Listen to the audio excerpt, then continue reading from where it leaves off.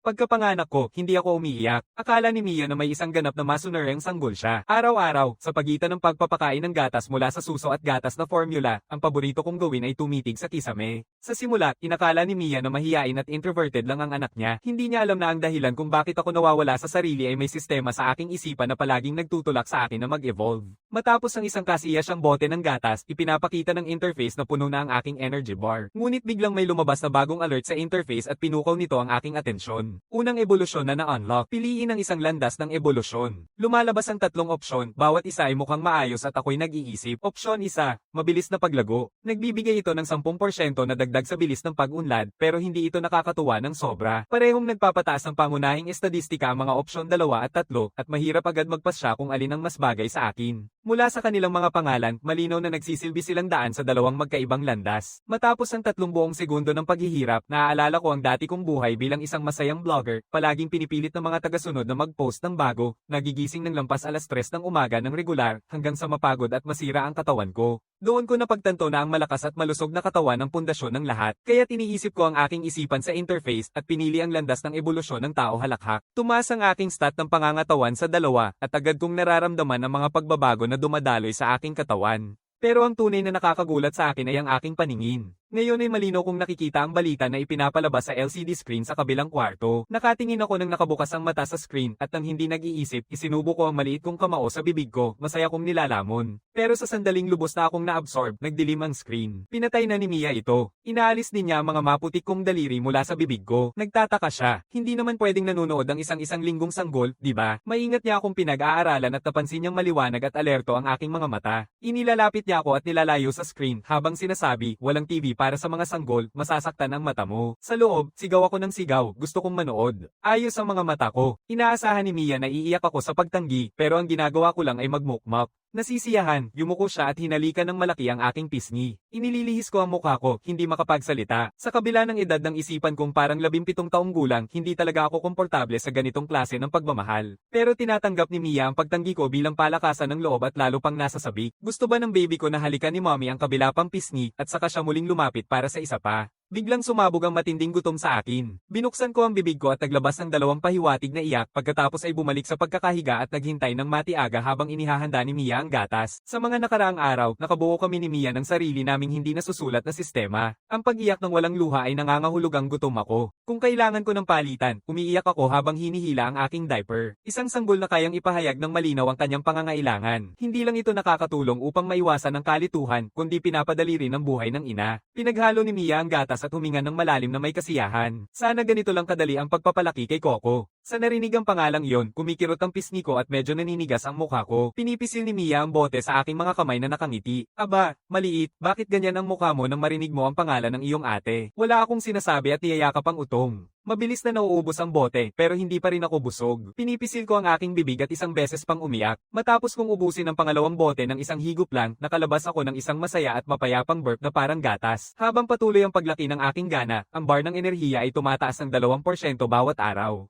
Sa ganitong bilis, mararating ko ang aking ikalawang ebolusyon sa loob ng 1 buwan. Biglang, isang batang babae na 7 o 8 taong gulang ang pumasok na parang naglalaro. Lumuwa ang suot niyang palda ng uniforme sa dami ng gasgas. Yung puting medyas niya sa tuhod na puno ng dumi, at suot niya ang maliit na pulang leather na sapatos na malakas ang tunog tuwing gagalaw. Tumingin si Mia sa kanya at nanlaki ang mata, sino bang kaklase ang nakipag-away mo ngayon? Itaas ang baba niya ng may pagmamalaki. Ako'y mas gumaganda na. Ngayon ay nakipaglaban ako sa 2. Bumalik si Mia sa kusina at pinapagalitan ng anak habang nagtatrabaho. Nakangiti si Coco nang may pagtutol, ngunit walang sinasabi. Nakatingin-tingin siya sa paligid ng kwarto. Pagkatapos ay napansin niya akong nakatitig sa kanya. Ngumiti ako, pero ito ay isang ngiti na may bahid ng pangungutya. Muling ngumiti siya ng maikli, ipinapakita ang kanyang maliliit na pangil, pagkatapos ay tinuturo niya ang kamao niya sa akin. Isang malinaw na babala na umatras na. Pumasok si Marquez ng sandaling iyon. Nilalakad niya ako para akapin, ngunit niyayamot ni Mia ang ilong niya sa amoy ng sigarilyo sa kanya. Wala nang magagawa, tinupi niya ang manggas niya at pumasok sa kusina para tumulong. Di nagtagal, sabay-sabay nang umupo ang buong pamilya para kumain. Sa gitna ng pagkain, binuksan ni Marquez ang ref at humingi sa freezer, kumuha ng ilang maliliit na bagay na parang candy. Akala ko pang aliw ito para sa mga pusa, pero ipinalalagay ni Marquez ang isa sa mangkok ni Mia, mangkok ni Coco, sa pinggan ng pusa, at sa sarili niya. Isang piraso bawat isa. Hindi ko kakainin yan. Ang pangit ng lasa nito. Nakukuha mo lang ito isang beses sa isang linggo at nagrereklamo ka pa. Sa tingin mo kaya mong manalo sa mga laban na iyon nang hindi ito, tumigil si Coco sandali habang nakikinig kay Marquez. Nangangata lang ilong niya, naguguluhan, tapos ipipikit niya ang mga mata at pipilitin itong lunukin. Gustong-gusto kong malaman kung ano talaga ang bagay na parang candy na iyon. Hindi ko alam na tinatawag na Crystal Bee Jelly iyon hanggang sa marinig ko sina Marquez at Mia na nag-uusap mamaya, nagbubulungan sila ng mga salitang hindi ko pa lubos na maintindihan, kaya itinaas ko ang bote ko para itago ang gulat sa aking mukha. Mukhang mas marami pang lihim ang mundong ito kaysa sa inaakala ko. Isang buwan ang lumipas. Pinapanood ko ang energy bar na umabot sa puno at nag-trigger ng aking ikalawang ebolusyon. Muling may tatlong pagpipilian. Sa pagkakataong ito, pinili ko ang landas ng ebolusyon sa anyo ng Sai. Sa sandaling tumaas ang aking mental na estadistika ng isang punto, naramdaman kong humihina ang takbo ng oras sa paligid ko. Hindi. Mas eksaktong, biglang napabilis ang aking sariling pag-iisip. Ang buong nakaraang buwan ng mga alaala ay dumaan sa aking isipan ng napakabilis. Sinasaliksik ko pa rin kung ano ang kaibahan kapag niyayakap ako ni Mia at inilalagay sa sahig na may malaking pulang tela na puno ng iba't ibang maliliit na bagay. Ayon sa tradisyon, ang unang buwan ng sanggol ay para sa seremonya ng paghahawakan. Anumang maabot ng sanggol ay sinasabing magpapahiwatig ng kanilang hinaharap na propesyon. Nauupo ako sa tela, handa nang kunin ang kahit ano at tapusin na ito. Biglang nag-activate ang sistema ng interface ng isang bagong module, ang interface ng klase. Habang tinitingnan ko ang mga bagay sa tela, isang label ng karera ang lumulutang sa ibabaw nito. Una, isang panel ng keyboard, tinatawag itong content blogger, mababang sahod, mataas na panganib ng burnout, kamatayan, palagi ang pang-aabuso mula sa mga tagasunod na humihingi ng update. Itinutulak ko ang keyboard palayo at sinisiyasat ang natitirang bahagi ng tela. Lahat ng pagpipilian ay nasa iba't ibang lugar. Ang ilan ay mapanganib na may mataas na panganib. Ako'y nagkakawit mula sa isang dulo hanggang sa kabila, naghahanap hanggang sa mapadpad ang mata ko sa tatlong bagay, sniper, explorer, striker. Habang nakikita ko ang tatlong klase sa aking isipan, iniisip ko ang aking landas ng ebolusyon bilang tao at hayop sa pamamagitan lamang ng pagiging striker at pagmaster ng mga sining ng laban. Maaari ko bang mapakinabangan ng husto ang aking mga pagtaas sa pisikal na anyo? Kaya tumatalon ako sa lahat ng apat na kamay at niyayakap ang boxing glove. Ngumiti ako ng maliwanag. Lumitaw ang klase sa interface, pangunahing klase striker, nakaload. Sa ngayon, walang laman ang interface ng klase, pero sa loob ay sabik na sabik ako. Hanggang ngayon, ang tanging paraan ko para mag-evolve ay ang pagkain ng napakaraming pagkain, pero limitado ako sa kung gaano karaming makakain ng isang sanggol, kaya't isang ebolusyon lang ang maaari kong mangyari bawat buwan sa pinakabuti. Ngayon, gamit ang class interface, maaari na akong matuto ng mga kasanayan habang nag-evolve at nag-grind ng sabay. Ang iniisip pa lang ay nakangiti na ako. Pagkatapos ng seremonya, sinimulan kong alamin kung paano makuha ang mga kasanayan sa klase. Kailangan ko munang mag-ensayo sa pagtakbo at pagtalon ng maayos bago magpatuloy. Para sa interface ng klase, ang mga coefficient ng burst at agility na nakalista dyan ay marahil epektibo lamang kapag nakatayo sa matibay na pundasyon ng katawan. Kailangan nila ng pundasyong iyon para gumana ng maayos. Kahit ano paman, ang pangunahing prioridad ngayon ay palakasin ang aking katawan. Kaya sa susunod na buwan, buong puso akong magtutuon sa pag-inom ng gatas. Araw-araw, either gatas ng ina o bote-bote ng gatas na formula ang inumin ko. Sa lalong madaling panahon, habang patuloy na tumataas ang energy bar, narating ko na ang aking ikatlong ebolusyon. Sa pagkakataong ito, walang pag-aatubili kung pinipili ang tao beast. Kapag naging sapat na ang lakas ng katawan ko, ang katawan ng isang sanggol ay kayang dalhin ang lakas ng isang tigre na may kakayahang magdepensa sa sarili at mukhang walang panganib. Walang makakapagsasabi na ang isang sanggol na nasa lampin pa ay isang striker na talaga. Sa stat ko na ngayon ay 3 na, nararamdaman ko ang walang sawang lakas na dumadaloy sa aking mga binti. Pinipisil ko ang magkabilang kamay sa rehas ng crib at dahan-daang itinutulak ang sarili pataas. Pumasok si Mia sa kwarto sa eksaktong sandaling iyon. Grabe, nagawa ng sanggol na tumayo mag-isa. Napapangiti siya sa gulat. Hindi makapaniwala si Mia na 2 buwang gulang na ang anak niya at natutong tumayo. Ang galing. Nagtatangkang magtagumpay. Nilalapit niya ang kamay para akapin ako sakaling mahulog ako. Kasama si Mia na sasalo sa akin, mas lalo akong nagsusumikap. Ang malaking kama ng pamilya nagsisilbing aking lugar ng pagsasanay. Sinusubukan kong tumayo ng walang kamay gamit lamang ang mga binti matapos ang halos 12 ng pagbagsak. Nagawa kong manatiling nakatayo, nanginginig, pero nakatayo. Pagkatapos makuha ang balanse ko, sinubukan kong maglakad. Sa simula, hindi ko pa ganap na makontrol ito. Bawat hakbang ay nauuwi sa pagbagsak pero sa tuwing mahuhulog ako sa kutsan, agad akong babangon na puno ng enerhiya. Tinitingnan ni Mia mula sa gilid, nakangiti ng mainit habang nagsusumikap ako. Nagpupursige ako ng isang buong kalahating oras bago ako mapagod. Kapag bumaba ang aking estado sa 45%, bumagsak bumagsak ako sa kutsan at nawawala na ako sa loob ng ilang segundo. Ang ikatlong ebolusyon ay nagdala sa aking mga vocal cords sa halos ganap na pag-unlad. Matutunan ko ng magsalita. Ano ito, batang abogadong ito? Tama ka. Ang talino mo. Hindi pa niya ako nasusubukan, pero habang nakikita niyang mabilis kong matutunan ang lahat, lalong naniniwala siya na may henyo siya sa kamay niya. Ang pagpapalaki sa akin ay parehong madali at labis na kasiya siya para sa kanya. Puno siyang ngiti sa kanyang isipan, hindi niya alam na kapag dinala niya ako sa silid-aralan, mas masaya ako kaysa sa kanya kahit limitado ang access ko sa labas. Ang sariling pag-aaral lang ang tanging paraan para mapabuti ko ang mga kasanayan sa klase, pero mahigpit ang kontrol ni Mia sa mga telepono, computer, at TV ko. Sa ngayon, ang pinakamagandang opsyon ko ay humanap ng kaugnay na libro sa silid-aralan at mag-aral mag-isa mula doon. Nakatayo ako sa silid-aralan at sinisilip ang mga estante ng malapad at maingat na mata. Sa wakas, nakakita ko ng tama. Itinuturo ko ang manual ng mga pangunahing laban at dahan-daang sinasabi ang isang salita bawat pagkakataon, libro, gusto libro. Ito ba ang librong gusto mo? Hindi alam ni Mia kung bakit gusto ng anak niya ng manual sa pakikipaglaban, pero ngumingiti pa rin siya at ibinibigay ito. Kinuha ko ito at binukasan, binabasa ng masigasig, sinusuri ang mga pangunahing kaalaman at mga detalye ng teknik. Nagsisimula na akong makaramdam ng pag-unawa sa material. Mukhang kayang-kaya kong kopyahin ang mga diagram. Ngumingiti ako sa sarili at nagpasya na subukan ito. Sa bawat suntok na aking tinatanggap, bumabalik ako sa manual at inaayos ang mga detalye. Matapos ang isang buong kalahating oras nito, sa wakas ay nagpakita na ng pagbabago ang interface ng klase. Isang punto lang ng karanasan sa pangunahing teknik ng kamao, pero sobrang tuwa ko. Pinatutunayan nito na epektibo ang sariling pag-aaral. Patuloy kong tinatamaan ng suntok ng sabay sa kasiyahan hanggang bumaba ang aking estado sa 35%.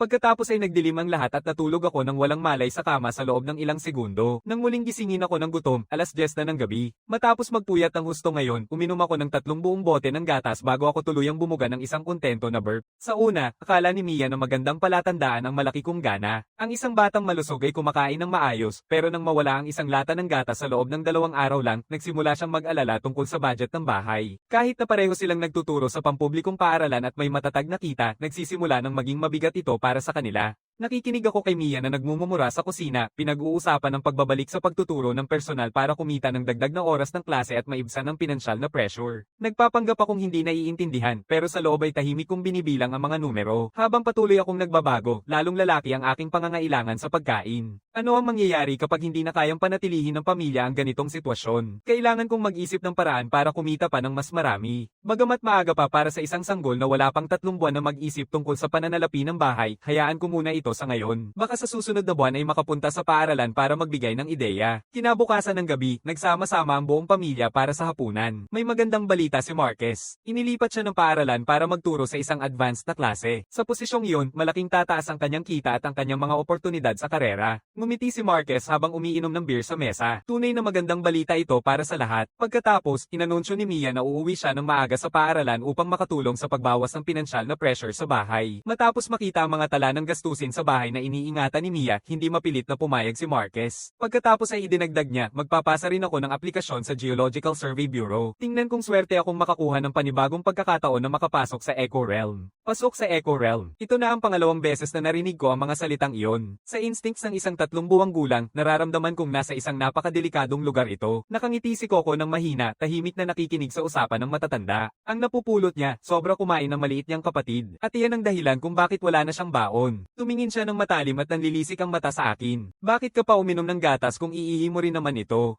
Nakarinig ka na ba ng tungkol sa pag-inom ng tubig? Nagpapanggap akong hindi maintindihan at ngumingiti lang sa kanya ng walang saysay. Tapos nililinis ko ang laway sa sulok ng bibig ko. At may lakas ka ng loob na sir-on siya. Mia tinitigan si Coco ng may inis. Palagi kang naglalagay ng karne sa plato mo sa bawat pagkain. Sinasabi ko na sa'yo kumain ka ng gulay pero hindi ka nakikinig. Kailangan ko ng karne para sa lakas. Paano pa ba ako mananalo sa 2 kaklase? Sa isang saglit, sumabog ang buong mesa at sa kakaibang paraan, naging mas mainit ang hapunan dahil sa gulo. Pagkatapos ng isang linggo ng pag-aaral ng mga pangunahing kaalaman, sa wakas ay naranasan ko na ang tunay na pagsasanay sa labanan. Ang aking katunggali sa pakikipaglaban ay ang pusa ng pamilya, si Pumpkin. Mula nang magsimula akong mag-ensayo, palagi nang nakabantay si Pumpkin sa gilid. Kakaiba, mula nang ang ikalawang pagbabago ko ay nagdagdag ng 1 punto sa talino, parang naiintindihan ko na kung ano ang sinasabi ng mga pusa sa kanilang mga miyaw. Pinapakalma ako ni Pumpkin sa pamamagitan ng ilang mahabang miyaw. Naiintindihan ko ng lubusan na gusto nitong makipag-spar. Inilalagay ko ang sarili ko sa tamang posisyon. Nakaharap sa akin si Pumpkin, nakatitig ng matindi. Isang batang lalaki, isang pusa, magkapareho ang sukat, timbang na magkatugma. Naglalagablab ang aking mga mata ng di matitinag na espiritu ng laban. Sa susunod na segundo, biglang tumalon si Pumpkin papunta sa akin.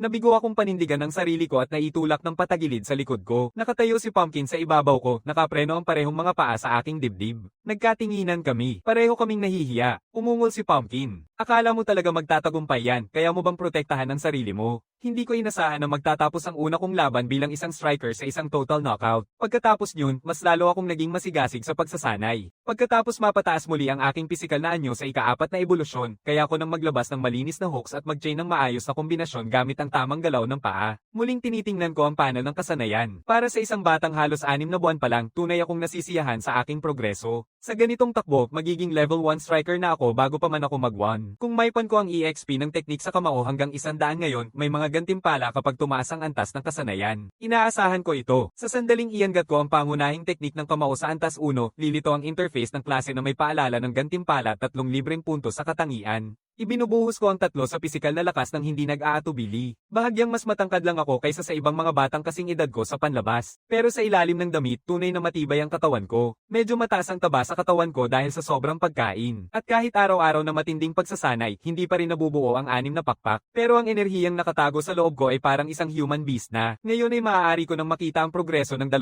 landas ng ebolusyon. Sa stat na pangangatawan na 11.05, sa tingin ko ang pag-abot sa 30% ay magbubukas ng yugto ng batang human beast. Matapos ang dagdag na training ngayong araw, pumunta ako sa pintuan ng silid-aralan at nakikinig kay Mia na nagtuturo ng isang online na klase. Tinuturo niya ang isang klasikong teksto na tinatawag na Peach Blossom Spring. Tapos na siyang magbasa ng teksto mismo at ngayon ay ibinabahagi ang kasaysayan nito. Ang hangin ng tagsibol ay dumadampi sa Peach Grove. Lahat ay payapa na. Ngunit ang Peach Blossom Spring ay noong sinaunang panahon, isa sa iilang naka-record na pinto sa kawalan. Totoo ang lokasyon nito na hindi nasa Earth. Nasa isang lugar na hindi maipaliwanag ang layo. Ito ay konektado sa Peach Grove sa pamamagitan ng isang dimensional na tulay. Ang dahilan kung bakit hindi makabalik ang mga sinaunang tao ay dahil hindi pa nila natutunan kontrolin ang dimensional na tulay. Ngayon, sa pamamagitan ng pambansang pintuang puwang numero 3, sinuman ay maaaring madaling makapunta sa Peach Blossom Spring. Nakatukod ako sa pinto at tahimik na nakikinig. Kaya iyon ang Void. Pero ano nga ba talaga ang Echo Realm? Pagkatapos ng hapunan, mas malinaw na sagot ang ibinibigay ni Marquez. Ang Void ay isang lugar kung saan naghalo-halo ang oras at espasyo. Isang hakbang pasulong maaaring dalhin ka sa isang ganap na ibang mundo. Manatiling nakatayo ng ilang segundo lang at maaaring lumipas na ang 100 taon sa labas. Ang Echo Realm ay isang espesyal na pangyayari sa loob ng Void. Ito ay isang kopya ng isang tiyak na bahagi ng oras at espasyo. Sabihin nating maghapon kang nasa bahay. Paulit-ulit na near-replicate ng Void ang araw na iyon. Ang kopya ay kopya lang, pero lahat ng nasa loob nito ay totoo. Ang mga tao mula sa labas ay pumapasok sa Echo Realm sa pamamagitan ng mga daanan para mang-alap ng mga yaman. Sa madaling salita, parang naglalaro ka ng dungeon sa isang laro. Natapos si Marquez at nakikita niya na nakabukas pa rin ang isip ko. Talaga bang sinusundan mo ang lahat ng ito? Tumango ako ng seryoso, pero sa sumunod na segundo, nanlalamig ang aking mukha. Dad, paano kung tayo ang kopya? Tumingin si Marquez na parang nagulat talaga. Hindi lang sumunod ang anak niya sa paliwanag, nagsisimula na rin siyang mag-isa sa pag-uugnay ng mga punto. Tawa ni Marquez at paliwanag. Ang mga kinopyang buhay ay bumabagsak sa sandaling iwanan nila ang kanilang sariling Echo Realm. Ang mga tao mula sa ating mundo ay maaaring malayang makalipat sa kawalan, kaya hindi tayo pwedeng maging kopya. Ilang sandali pagkatapos, napansin ni Marquez na nagsimula na akong mag-ehersisyo araw-araw. Matagal na niya akong napapansin, binabasa ang manual ng laban, kinokopya ang mga galaw habang ginagawa ko, pinoproseso ang bawat teknik mag-isa. Ngunit ngayong araw, habang siya ay papalayo na, ang kombinasyong sinusubukan ko ay huminto kay Marquez sa kanyang mga hakbang. Bumaling siya pabalik at tinutukan ako ng tingin. Anak, anong problema? Napapansin ko ang kakaibang itsura niya at huminto sa pag-eehersisyo para magtanong. Wala, sabi ni Marquez, medyo nakatigil ang ngiti niya. Ang bilis mong matutunan ng mga teknik. Pagkatapos ay tumango siya na para bang nagpapas siya. Magsisimula bukas pagkatapos makauwi ng iyong ate mula sa paaralan, magtuturo ako sa inyong dalawa ng sabay. Ako'y nasa sabik. Sa huli, si Marquez ay isang guro sa Pay. Sa kabilang banda, mukhang hindi masyadong interesado si Coco. Kinabukasan ng gabi, sinimulan ni Marquez si Coco sa isang routine sa fitness, pagkatapos ay tinutukan niya ako sa pagtuturo ng teknik sa laban. Nakikita niyang lampas na sa mga pangunahing kaalaman ng aking mga kamao. Tinuruan niya ako ng mga pangunahing sipa. Hinahati-hati niya ang bawat galaw ng sunod-sunod. Sinusundan ko, kinokopya at bawat galaw, palaging pinapaganda ang mga detalye. Unti-unting nararamdaman ko na itong natural na. Pagkatapos ay may lilito na bagong abiso ng interface sa harap ko. Napalingon ako sa pagkagulat sandali, pagkatapos ay isang alon ng purong kasiyahan ang bumalat sa akin. Sa wakas, na-unlock na ang huling interface module. Pinipindot ko agad ang mirror mode para subukan ito. Kung makipot ang aking mga pupil at tumitindi ang aking tingin sa isang iglap, ang mga mata ko ay nagiging parang high definition na camera na nakatutok sa bawat detalye ng bawat galaw na ipinapakita ni Marquez. Nanunood habang nagma-mirror at nagka-correct. Lalong naging malinis ang aking pamamaraan sa bawat ulit na pag-uulit. Napapansin ni Marquez na may mali sa kanyang anak. Kaninang sandali, kailangan pa rin ng kanyang anak ng mga koreksyon. Maliit na mga pagbabago dito at doon. Ngayon biglang perpekto na ang bawat galaw. Tinitigan ng kanyang kahangahangang gifted na anak, tahimik na huminga si Marquez. Nang magpasya sina siya at Mia na magkaroon ng pangalawang anak, umaasa lang sila na magiging mas mahinahon ng bata. Wala tulad ni Coco. Sa halip, nakakuha sila ng isang henyo na sa isang buwan pa lang ay may ganap ng malinaw na paningin, naglalakad, umaakyat, at tumatakbo ng mag-isa. Sa 2 buwan pa lang nagsasalita na, sa 3 buwan, tumatakbo, tumatalon, at nagtuturo ng sarili niyang mga teknik sa pakikipaglaban. Tinitingnan ni Marquez ang batas sa pambansang pagpapalago ng Prodigy at nakikita ang 10 milyong yuan na suporta na ibinibigay sa mga magulang. Nagsisimula ng umikot ang kanyang isipan. Nang malaman ko ang tungkol sa 10 milyong yuan na grant para sa pagkilala bilang isang henyo, pinipilit ko si Marquez na agad akong magparehistro. Nagpapasa kami ng aplikasyon online, ngunit sa huli, dahil hindi pa ako umaabot sa minimum na edad na 2 taon, tinanggihan ang aplikasyon. Sabi ni Marquez na huwag na akong mag-alala. Ang pambansang programa ay may mataas na pamantayan. Ayos lang kung hindi tayo kwalipikado, pero ayaw kong tanggapin yon. Pinayagan ni Marquez na i-download ang 5 terabytes na mga materyales sa pag-aaral at ginugugol ko ang aking mga araw sa bahay sa pag-EXP at mirror mode ng buong puso para sa 10 milyong yuan na grant. Pumapasok ang oras ng lingguhang suplemento noong gabing iyon. Kinuha ni Mia ang 4 na piraso ng Crystal Bee Jelly mula sa ref. Habang naghahanda siyang ipamigay, nagsalita ako. Mama, pwedeng makahingi niyan, siguro dahil kumpleto na ang mga ngipin ko at maayos na akong nakakahawak ng isda at karne. Binibigay ni Mia sa akin ang sarili niyang piraso. Totoo ngang masama ito gaya ng paglalarawan ni Coco. Hinahati ni Mia ang isang maliit na piraso at tinutunaw ito sa mainit na tubig. At ang amoy na lumalabas ay kakaiba talaga. Pero para sa ikabubuti ng ebolusyon, pinipigilan ko ang sarili ko. Nakangiti, humihinga ng mahigpit. Ininom ko ito ng parang gamot na mapait. Tanging kapag tuluyang naubos ko na ay saka ako humihinga ng maluwag. Sa una, ang amoy ng insekto ay kumakalat sa aking bibig at halos mapangiwi ako. Pagkatapos, isang alon ng init ang damaloy pababa sa aking lalamunan at nakakagulat ang pakiramdam. Iniiwan ako ng interface na may babala tungkol sa pagtaas ng energy bar at nakakapag-shock ang bilang. Isang buong piraso ng kristal na jelly ay may timbang na 10 gramo, ngunit nakain ko lang ang mas mababa sa 1 gramo at tumaas ang energy bar ng 2%. 1 gramo ay katumbas ng buong araw na halaga ng formula. Talaga namang kakaiba ang pagkain mula sa kawalan. Sa susunod na 2 linggo, nakatuon ako ng buong puso sa mga sipa at galaw ng paa habang naka-on ang mirror mode sa buong panahon at umakyat ang antas ng aking sipa at galaw ng paa hanggang 1. Ang 2 pag-angat ng antas ay nagbibigay sa akin ng 6 na libreng puntos sa katangian. Sa pagkakataong ito, hindi ko ilalagay lahat sa katawan. Tinitingnan ko ang tala sa talent interface tungkol sa mirror mode. Sinasabi na para sa mas mahusay na resulta ng pagmimira, kailangang pataasin ang lakas ng isip. Kaya binuksan ko ang interface at inilagay ang lahat ng 6 na puntos sa mental. Parang bigla ang pakiramdam, tulad ng isang balde ng yelong tubig na ibinuhos sa ulo ko, malamig hanggang buto.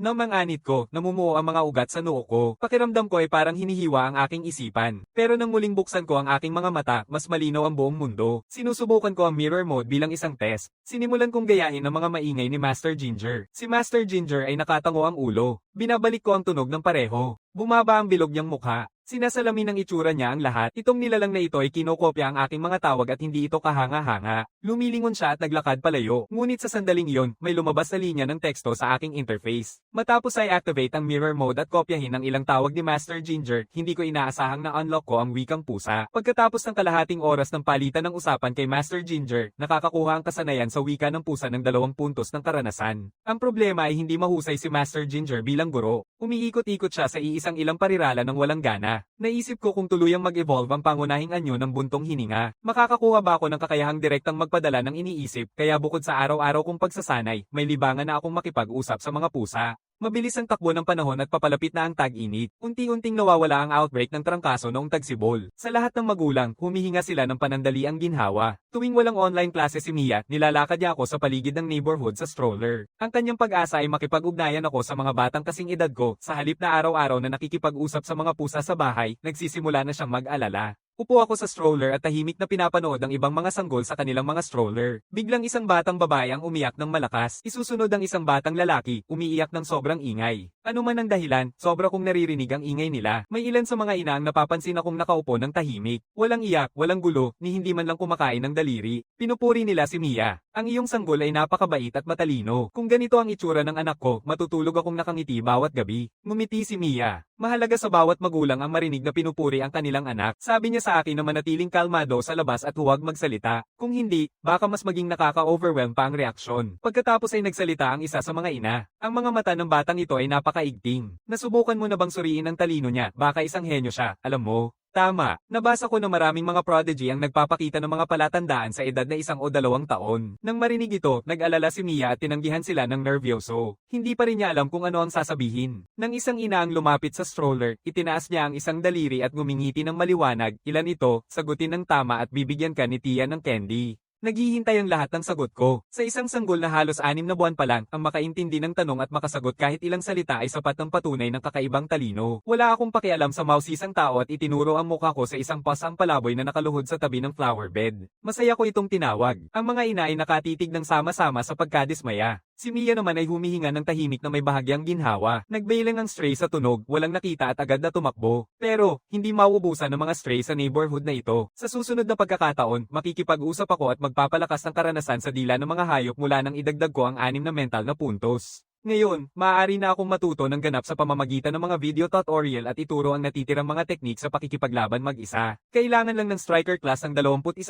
na karagdagang EXP para umakyat sa susunod na antas. Nakaramdam ako ng kasob-ikan. Hindi na ako makapaghintay malaman kung anong mga gantimpala at epekto ang hatid ng susunod na antas. Sa mga sumunod na araw, nagsasanay ako ng 3 beses sa isang araw at palaging binabantayan ang mga numero sa interface. Pagkalipas ng 2 linggo, kabog ang dibdib, binubuksan ko ang interface ng klase. Tinanong ako kung gusto kong umusad. Pumili ako ng oo nang walang pag-aatubili. Kapag bumalik ang interface sa focus, mas mapagbigay ang mga gantimpala mula sa unang antas ng klase kaysa sa inaasahan ko. Binabasa ko ang paglalarawan ng espesyalista sa striker, weak point strike, at nararamdaman kong kumikibot ang aking mga daliri sa pananabik. Sa palagay ko, may patas na akong laban kay Pumpkin ngayon. Inilalagay ko ang lahat ng 10 puntos ng katangian bilang gantimpala. Sa simula, nakararamdam ako ng biglaang pagsabog ng lakas mula sa loob, pagkatapos ay kapansin-pansin ang paglaki ng aking mga braso. Kahit ang pinakamaliit na pag-igting ay nagpapalabas ng mga braso. Naghuhugas ang isipan ko, lahat ay nagiging malinaw. Mga buwan ng pagsasanay at pag-aaral ay dumaan sa tamang pagkakasunod-sunod. Sa ganitong kalagayan, kailangan kong hanapin si Pumpkin at tapusin na ang laban. Ngunit simpleng antukin lang si Pumpkin. Hindi ito mukhang magiliw. Nakatayo ako roon at nakangiti ng medyo awkward. Pumpkin, maglaban tayo. Ngumiti ng bahagya si Pumpkin, ang sulok ng bibig nito ay kumikilos na parang malamig ng ngisi. May masamang pakiramdam na bumabalot sa akin. Galit na ba ang pusa dahil ginaysan mo siya? Sa susunod na sandali, umawit si Pumpkin at naglaho sa isang kisap mata. Diretsong ito mula sa aking mga paa. Malinaw na inaasahan ni Pumpkin na magtatapos ang laban na ito agad tulad ng dati. Ngunit hindi na ako ang walang magawang helpless na sanggol noong nakaraang ilang buwan. Kapag nakipag-ugnayan ito, sumasabay ako rito.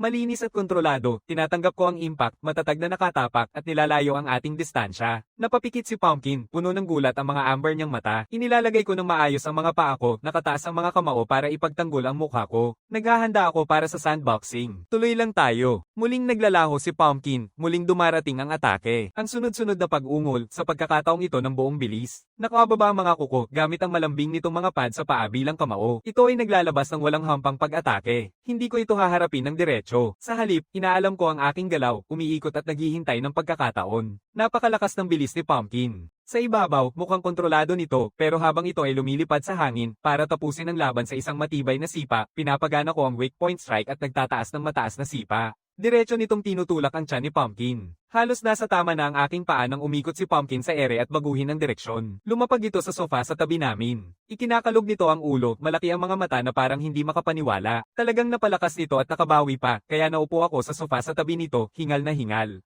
Ang laban ay tumagal lamang ng ilang minuto, ngunit ang antas ng konsentrasyong aking pinanatili ay lubos na nakapagpagod sa akin. Tinitingnan ko ang kita sa EXP sa interface. Sulit ang laban na iyon ng 1 buong oras ng matinding pagsasanay. Tumingin ako kay Pumpkin ng may pag-asa. Pwede ba nating gawin ulit ito sa susunod? Parang kinikilala ang aking potensyal, bahagyang bumababa ng husto ang kilos ni Pumpkin. Tahimik itong umuungol bilang pasasalamat. Lumapit ako kay Pumpkin at yumuko ng magalang bilang pasasalamat. Ang oras ay mabilis ang takbo. Pagdating ng 9 na buwan na ako, nakatayo na ako ng 87 sentimetro ang taas, katulad ng isang karaniwang 2 taong gulang. Sa aspeto ng kakayahan sa pisikal, matagal na akong nakapasa sa yugto ng kabataan. Malaki ang pagpapahalaga ng mga magulang sa mundong ito sa pag-unlad ng kanilang mga anak. At dahil may Crystal Bee Jelly, maraming bata ang mabilis ang paglaki. Hindi na nakakagulat dito na 1 taong gulang na nakakalakad at nakakakain mag-isa. Isang araw dala isinadala ko ang isang lata ng sparkling water papunta kay Coco. Nakita niya akong paparating at agad niyang pinaikit ang mga mata. Anong gusto mo? Para sa'yo ito. Iniaabot ko ang lata. Gusto mo bang maging kakampi ko sa laban? Tumingin si Coco sa akin, tiyak na narinig niya ng mali. Oo, mabilis na lumalaki ang maliit na ito, pero siya ay may taas na 122 sentimetro, isang buong ulo ang agwat sa kanya. Hilingin siyang makipagsabayan, para na ring nag-aaya na siyang masira. Ngunit nang tignan ng mga pakiusap na munting mata niya, may nararamdaman sa kanya at nagsisimula ng kumurot ang kanyang mga kamao. Isang minutong negosasyon. Mamaya, isinara namin ang pinto ng kwarto. Ngumiti si Coco habang binabali ang kanyang mga daliri na may masamang ngiti. Nagkasundo tayo. Kung masasaktan kita, huwag kang iiyak at huwag mong sasabihin kay nanay. Nakuha ko. Hindi ako magsasalita. Iniangat ko ang kaliwang paa ko at sumugod. Sa una, hindi talaga seryoso si Coco sa akin. Inilalagay niya ang isang sipa para paalisin ako, ngunit mabilis akong umiiwas at naiiwasan ko ito ng maayos. Kasabay nito, niyayakap ko ang kanyang binti, ibinababa ko ang aking timbang pasulong at matinding tinatamaan ang kanyang tiyan gamit ang ulo ko. Nawawala ng balanse si Coco at bumagsak sa kama. Muling bumangon siya at nakatitig sa akin nang nakabukas ang mga mata. Hindi talaga masakit ang pagbagsak pero ang malaking epekto nito sa kanyang isipan ay hindi masukat. Imposible. Ganap na imposible. Hindi pa nga isang taon pa lang ang batang ito, di ba? Nagsisikap siyang mag-isip ng makatwirang paliwanag. Mabilis itong pumasok sa kanyang isipan. Mamay dalang-dala lang siya mula sa ospital pauwi. Wala namang nakakita mismo ng pagsilang. Isa lang ang conclusion. Pamaling siya, tumakbo palabas ng kwarto at sigaw ng buong lakas, "Mom, niloko ka nila. Hindi siya tunay na anak mo." Sa sala, tumatakbo si Coco habang naghahanap kay Mia, buong sigaw ang boses. Inay, niloko ka. Hindi siya sayo. Isa siyang alien na ipinadala upang sirain ang mundo. Nakatayo ako sa pintuan na may nakangiting-ngiti, buong kasiyahan na pinapanood ang nangyayari. Tiyak nga, 5 minuto ang lumipas, tinapos si Mia ang kanyang online na klase. Ang unang ginawa niya ay hawakan si Coco sa tainga at bigyan siya ng mahigpit na palo. Kung sakaling muli kang gagawa ng ganitong ingay at guluhin ang klase ko, wala ng karne para sa iyo sa hapunan. Hinahap ni Coco ang kanyang tainga, puno ng malungkot na galit sa mata. Matutulad si Inay sa mga side character sa mga pelikula na hindi naniniwala sa bayani at kakainin ng alien sa huli. Pagkatapos malaman ni Mia kung ano talaga ang nangyari, sinasabi niya kay Marquez sa pagbabalik niya. Kaya nagkaroon kami ni Coco ng ikalawang laban. Sa pagkakataong ito, nilalabanan ako ni Coco ng buong lakas niya, determinado na ilantad ang alien na nasa harap niya. Nanatili akong kalmado, binabasa ang bawat galaw at tumutugon ng maayos. Hinahanap ko ang mga kahinaan sa kanyang teknik. Ang ganitong uri ng matinding laban ay mabilis na nagpapataas ng karanasan. At nakapag-absorb ng 5 terabytes ng material sa pag-aaral, ako ay nagdadala ng sarili na parang isang bihasang manlalaro ng pag-iwas, pagharang, at counter, pati na ang pagwasak sa ritmo ng kalaban. Lahat nito ay pangalawang kalikasan. Ngayon, si Coco naman ay nag-training sa pakikipaglaban ng ilang taon, ngunit ang kanyang kawalan ng masigasig na pag-aaral ay nag-iwan sa kanyang teknik na magaspang sa mga gilid.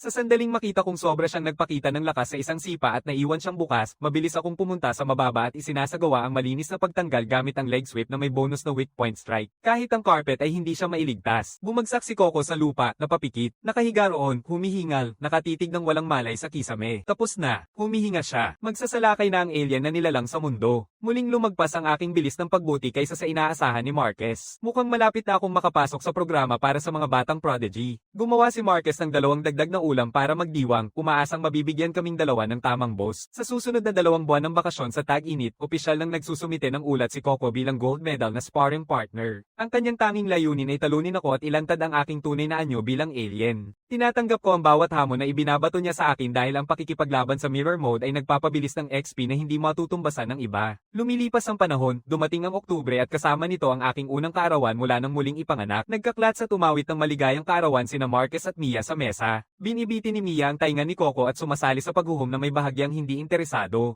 Upo-upo ako sa upuan ko, hawak ang bote ko, itinaas ito na parang mag-iinyuman at ininom ng buo, isinara ang mata, humiling, at pinatay ang lahat ng kandila sa isang hininga. Para sa mga regalo, ginamit ni Coco ang kanyang pambili sa bulsa para bumili ng isang artbook tungkol sa 5 pelikula ng alien at ipinasa ito sa akin. Tinuturo niya ang alien base at tanong ng walang pakialam. Ang mga bulaklak na kumakain ng laman sa bahay ay namumulaklak na, hindi ka na mababalik para tingnan, ngayon naman ang turn ni Marquez. Binibigay niya sa akin ng isang maliit na asol na bote, parang mga inuming pang-calcium na nakikita sa mga patalastas. Ngunit nang tingnan ko ang label, nakasulat dito ay Grade 1 Essence Tonic. Ngumiti si Marquez. Inumin mo ito ng diretso. Mas mahusay itong sumipsip kaysa sa Crystal Bee Jelly. Maraming salamat sa inyong lahat at ininom ko ng buo ang tonic. Isang malamig at nakakapreskong alon ng kumalat mula sa lalamunan ko hanggang sa mga daliri ko. Ang energy bar ay nagbibigay ng 2 direktang puntos sa katangian. Pagkatapos, ilang pa ng mga abiso ang mabilis na lumalabas. Isang buong taon ng pag-igihan at sa wakas na unlock ko na ang aking unang malaking tagumpay. Sa 30 puntos ng pisikal na lakas, kasabay na ako ng isang aktibong lalaking may sapat na gulang. Binubuksan ko ang detalyadong paglalarawan ng gantimpala. Sa lahat ng aking kasalukuyang espesyalisasyon ng talento, ang anyong hayop ang nagbibigay ng pinakamalaking dagdag sa lakas sa laban. Pagkatapos ay tinitingnan ko ang passive talent na Predator. Hindi ito panglabanan na talento, hindi pwedeng i-level up pero pwedeng mag-imbak ng walang hanggan. Sa bawat araw ng pagsasanay na pinagsasama ang talent na Predator, mas mabilis ang paggaling mula sa pagkapagod at pinsala sa katawan. Isinasara ko ang screen ng gantimpala at nakatuon ng aking mga mata sa susunod na milestone ng ebolusyon. 30 puntos katumbas ng isang malusog na adult, kaya ang 100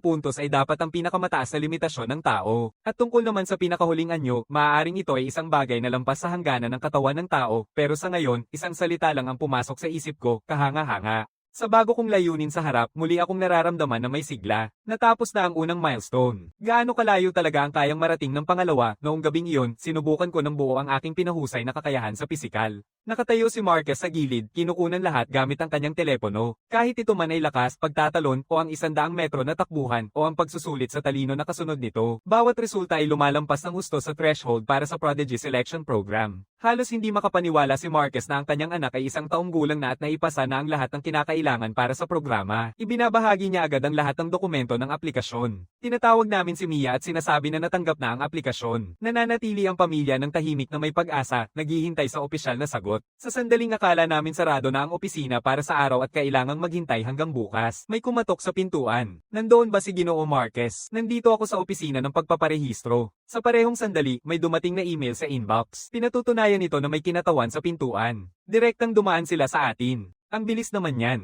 Sinusuri ni Marquez ang mga kredensyal ng bisita bago siya papasukin. Ang bisita ay si Director Grant, Deputy Director ng Provincial Department of Education's Advanced Talent Development Division. Pagkatapos isara ang pinto, nilalakad ni Director Grant ang mga detalye ng aplikasyon kasama sina Marquez at Mia. Tapos tinatanong kung nasaan si Batang Kai. Huminga si Marquez at binuksan ang pinto ng kwarto. Matagal nang tahimik ang anak niya. Panahon nang ipakita kung ano ang kaya niya. Tinitigan ni Director Grant ang batang nasa harap niya. Mabilis sa pag-iisip, mahusay magsalita. Pagkatapos ay bumaling muli sa file na hawak niya. 1 taong gulang. Nakakita na siya ng higit pa sa karaniwang mga batang may talento at akala niya ay handa na siya. Pero sa ngayon, parang medyo nakakatawa ang mundo. Tinanong niya ako ng ilang tanong. Kinumpirma ang aking pagkakakilanlan at ang aking layunin na mag-apply. Pagkatapos ay ipinapasok niya ang aking mga detalye sa sistema. Kapag tapos na ang pagpaparehistro, hihilahin niya mula sa kanyang kaso ang isang smartwatch na may electronic display. Pinapagawa niya akong isuot ito, pero sa sandaling ginawa ko, hindi ko na ito matanggal. Ngumingiti si Director Grant at ipinaliwanag na ang force lock ay isang hakbang sa kaligtasan. Kapag tapos na ang pagpili, automatiko itong magpapalaya at saka ito kukunin muli pagkatapos. Tapos na siyang magsalita at tumingin sa kabinet ng sapatos sa may pintuan. Si Pumpkin, ang kalako na pusa, ay nakatago sa likod nito at pinapanood ang estranghero. Kapag tumingin ng diretso ang estranghero sa kanya, napapako siya sa gulat. Sinasabi ni Director Grant, nabanggit mo na may kakayahan ng bata na makipag-ugnayan sa mga pusa. Malugod mong dalhin ang alagang hayop na ito na may koneksyon sa kanya. Maaaring maging kapakipakinabang ito sa pagpili. Para sa 10 milyong grant, dinala ako ni Mia sa isang pribadong eroplano sa gabi, papunta sa base ng pagpili ng mga prodigy sa Jingzhou. 2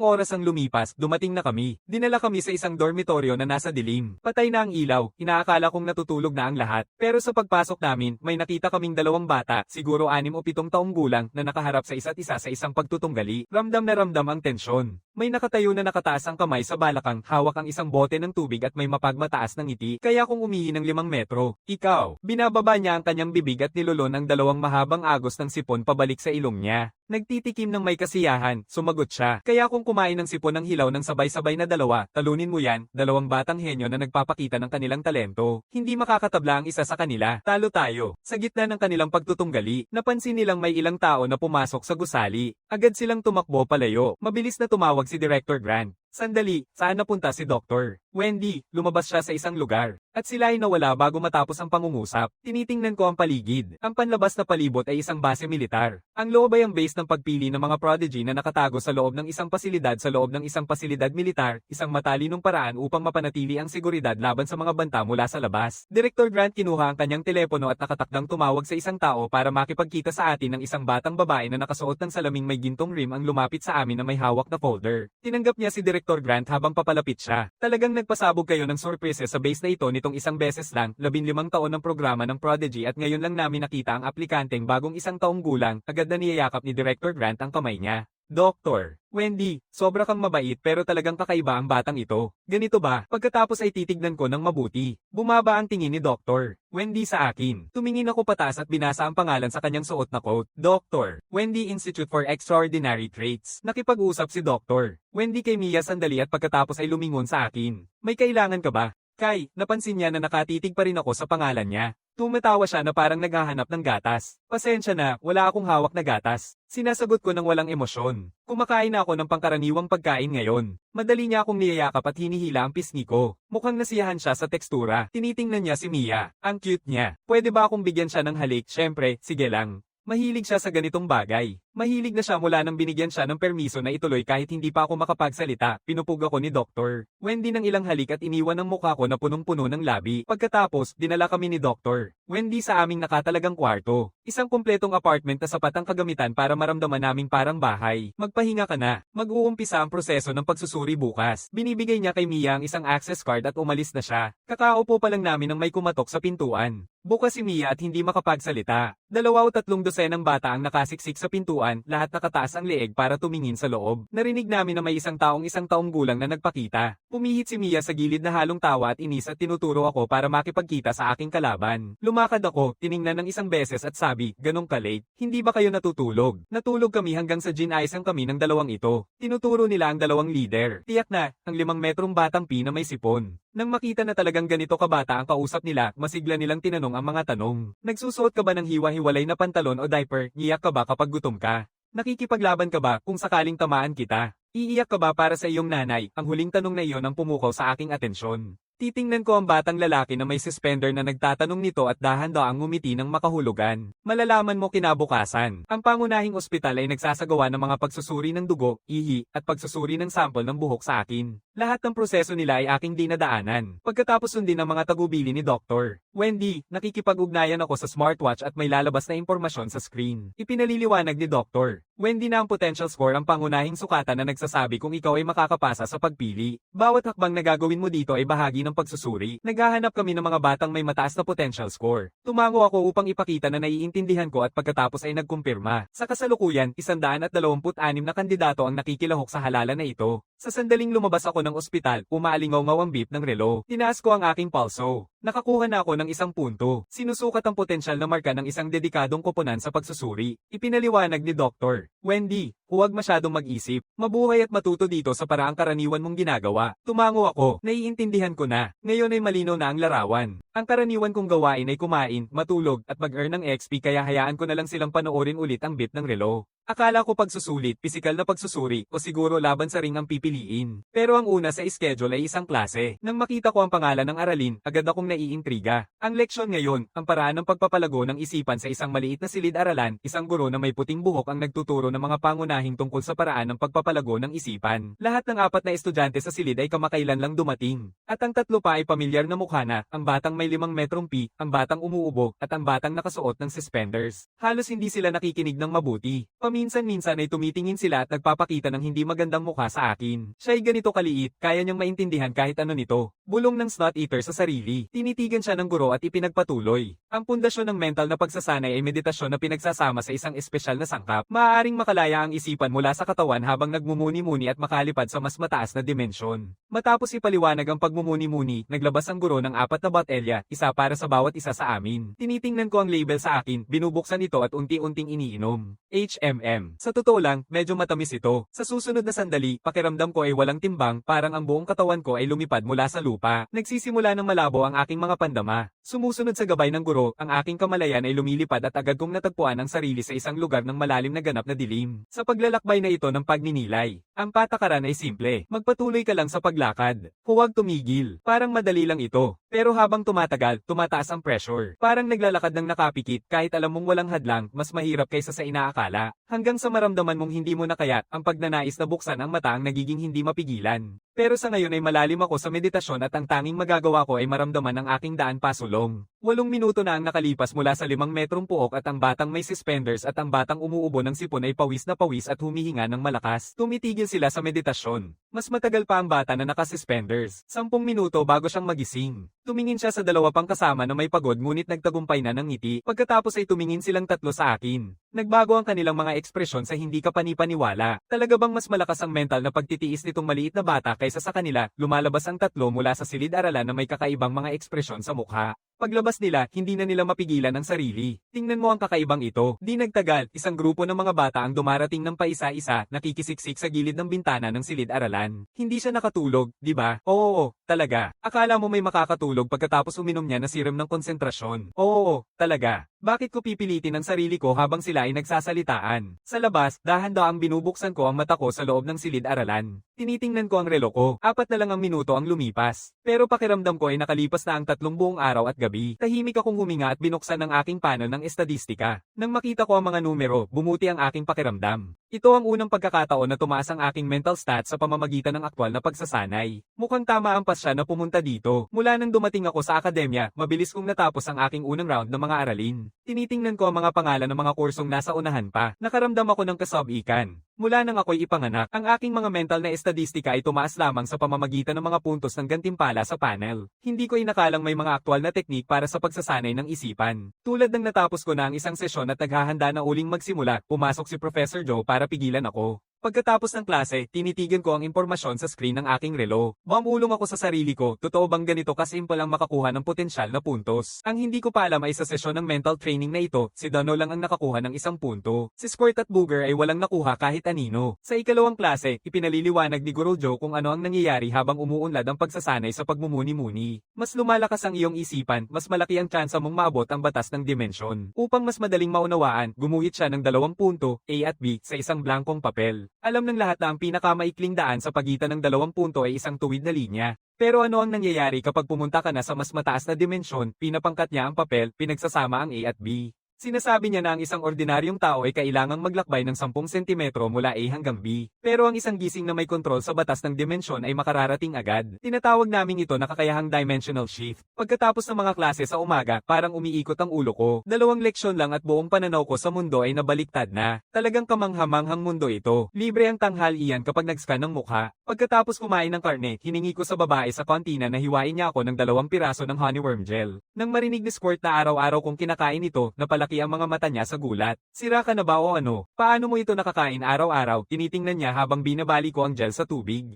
Isang matalim at maasim na amoy ang humahalo sa hangin. Halos maputol si Squirt na nakaupo sa tapat ko. Sanayin mo na, sabi ko nang walang pakialam. Hinalo ko ito at inubos ng buo sa isang higop. Ang kalmadong reaksyon ko ay nakakainis sa lahat. Hindi makapaniwala ang kahit sino na kayang hawakan ito ng isang taon pa lang. Kaya nilang kopyahin ako sa isang higop at lahat sila ay mapapasimangot ng walang exception. Pagkatapos ng tanghalian, bumalik ako sa dorm at tiningnan ng screen ng relo ko. Isang kandidato na may username na City Peppa ang gumawa ng leaderboard ng pang-araw-araw na average na puntos. 78 kandidato ang nakaposisyon na may 5 puntos na nakuha sa kalahating araw. Ang aking rango ay nasa ika-45 na pwesto. Ang nangungunang posisyon ay pagmamay-ari ni One Punch na may arawang average na 11.7. Noong hapon, isang bus ang nagdala sa lahat sa hall ng pagsasanay. Nang makita ko ang malawak na bukas na sahig at ang buong hanay ng kagamitan, lumiwanag ang aking mga mata at nagsimula ang aking dugo na bumilis. Pagkatapos kong malaman na ang tagal at intensity ng pagsasanay ay nakasalalay sa akin, agad akong pumunta sa lugar ng pakikipaglaban ng walang armas sa hall ng martial arts. Inaalis ko ang mga bulong sa paligid at nakatuon ng buong buo sa itinuturo ni Coach Hawk. Tumayo pa nga ako, binuksan ang mirror mode at agad na ginaya ang kanyang mga teknik. Nakatigil si Coach Hawk sa gitna ng kanyang plano na tapusin ang bahagi na ito at paalisin ang mga bata, ngunit sa kalagitnaan, huminto siya ng biglaan. Nakatingin siya sa akin nang nakabukas ang mga mata na parang hindi makapaniwala. Ang aking teknik sa pagtutol ay malinis, ang ritmo ay maayos, malinaw na nasa antas na ng isang baguhan. Tapos na si Coach Hawk sa aralin at agad na nagtatanong, ilang taon ka na? Gaano ka nakatagal nag-aaral sa Santa? Kaka-birth lang, ilang buwan na akong nagsasanay sa Santa, sa tingin ko.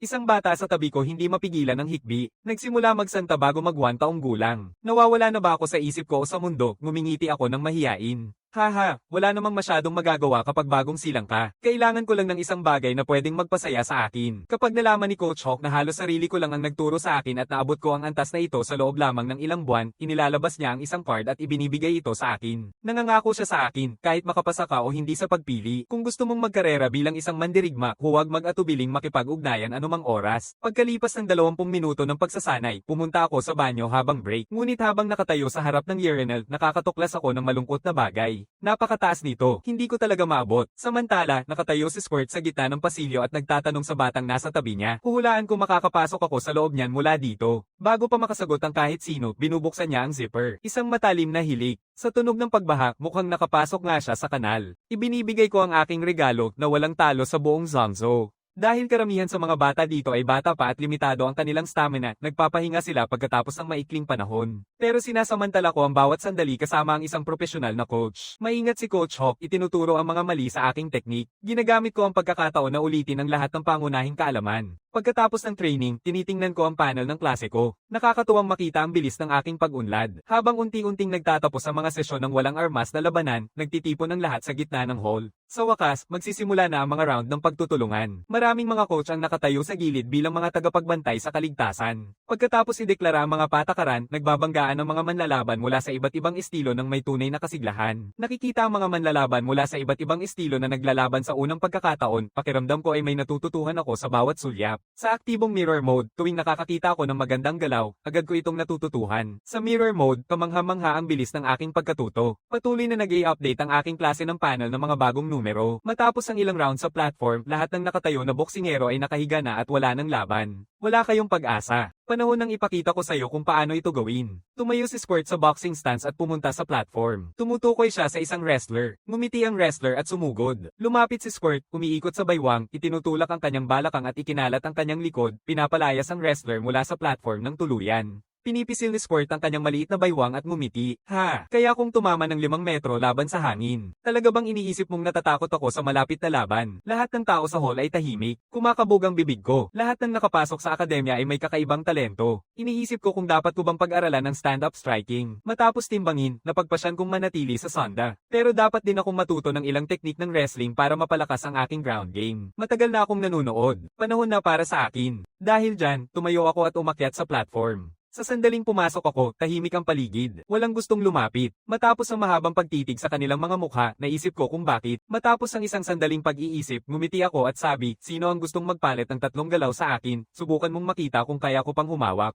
Isipin mo na parang pagtulong mo sa akin. Salamat talaga. Nakakuha iyon ng reaksyon. Hindi naman dapat maging isang trahedya ang 3 galaw. At ang pagtulong sa isang maliit na halimaw ay nangangahulugan ng pagkakaroon ng koneksyon sa kanya. Hindi ito masama. Sige ako na. Isang batang may maikling gupit ang tumayo. Nagpapahiwatig siya na magsimula na ang laban. Unang galaw. Ako na ang umatake. Itinulak ng maliit kong mga binti ang lupa at sumabog ako paabante. Pero sa halip na tumama ng direkta, umiikot ako sa kanyang tabi at niyayakap ang kanyang paa sa ibaba. Nanatiling kalmado ang batang may buzz cut. Yumuko siya, ibinababa ang kanyang posisyon at binababa ang kanyang sentro ng gravity. Sa isang iglap, lahat ng kalamnan sa aking katawan ay naninigas ng mahigpit. Ang pag-alsa ng aking mga kalamnan at ang aking maluwag na damit pang training ay yumayakap na parang drum sa aking katawan. Naging isang mapanganib na hayop na humanoid mula sa isang walang salang munting bata. Doble ang lakas, 2.1 beses ang puwersang sumabog. Bigla akong sumugod ng walang paunang babala. Diretsong pumalo ang ulo ko sa kanyang dibdib, nagdudulot ng exploit strike. Hindi makayanan ng batang may buzz cut ang nakakatakot na puwersa. Bigla siyang naitulak palabas ng platform. Isang galaw lang, tapos na ang laban. Tahimik na tahimik. Lahat ng mukha sa hall, mga bata at coach ay nakabuka sa sobrang gulat. Inaalis ko ang beast mode. Lumakad ako, tinulungan ng batang may buzz cut na makatayo at ngumiti. Salamat sa laban.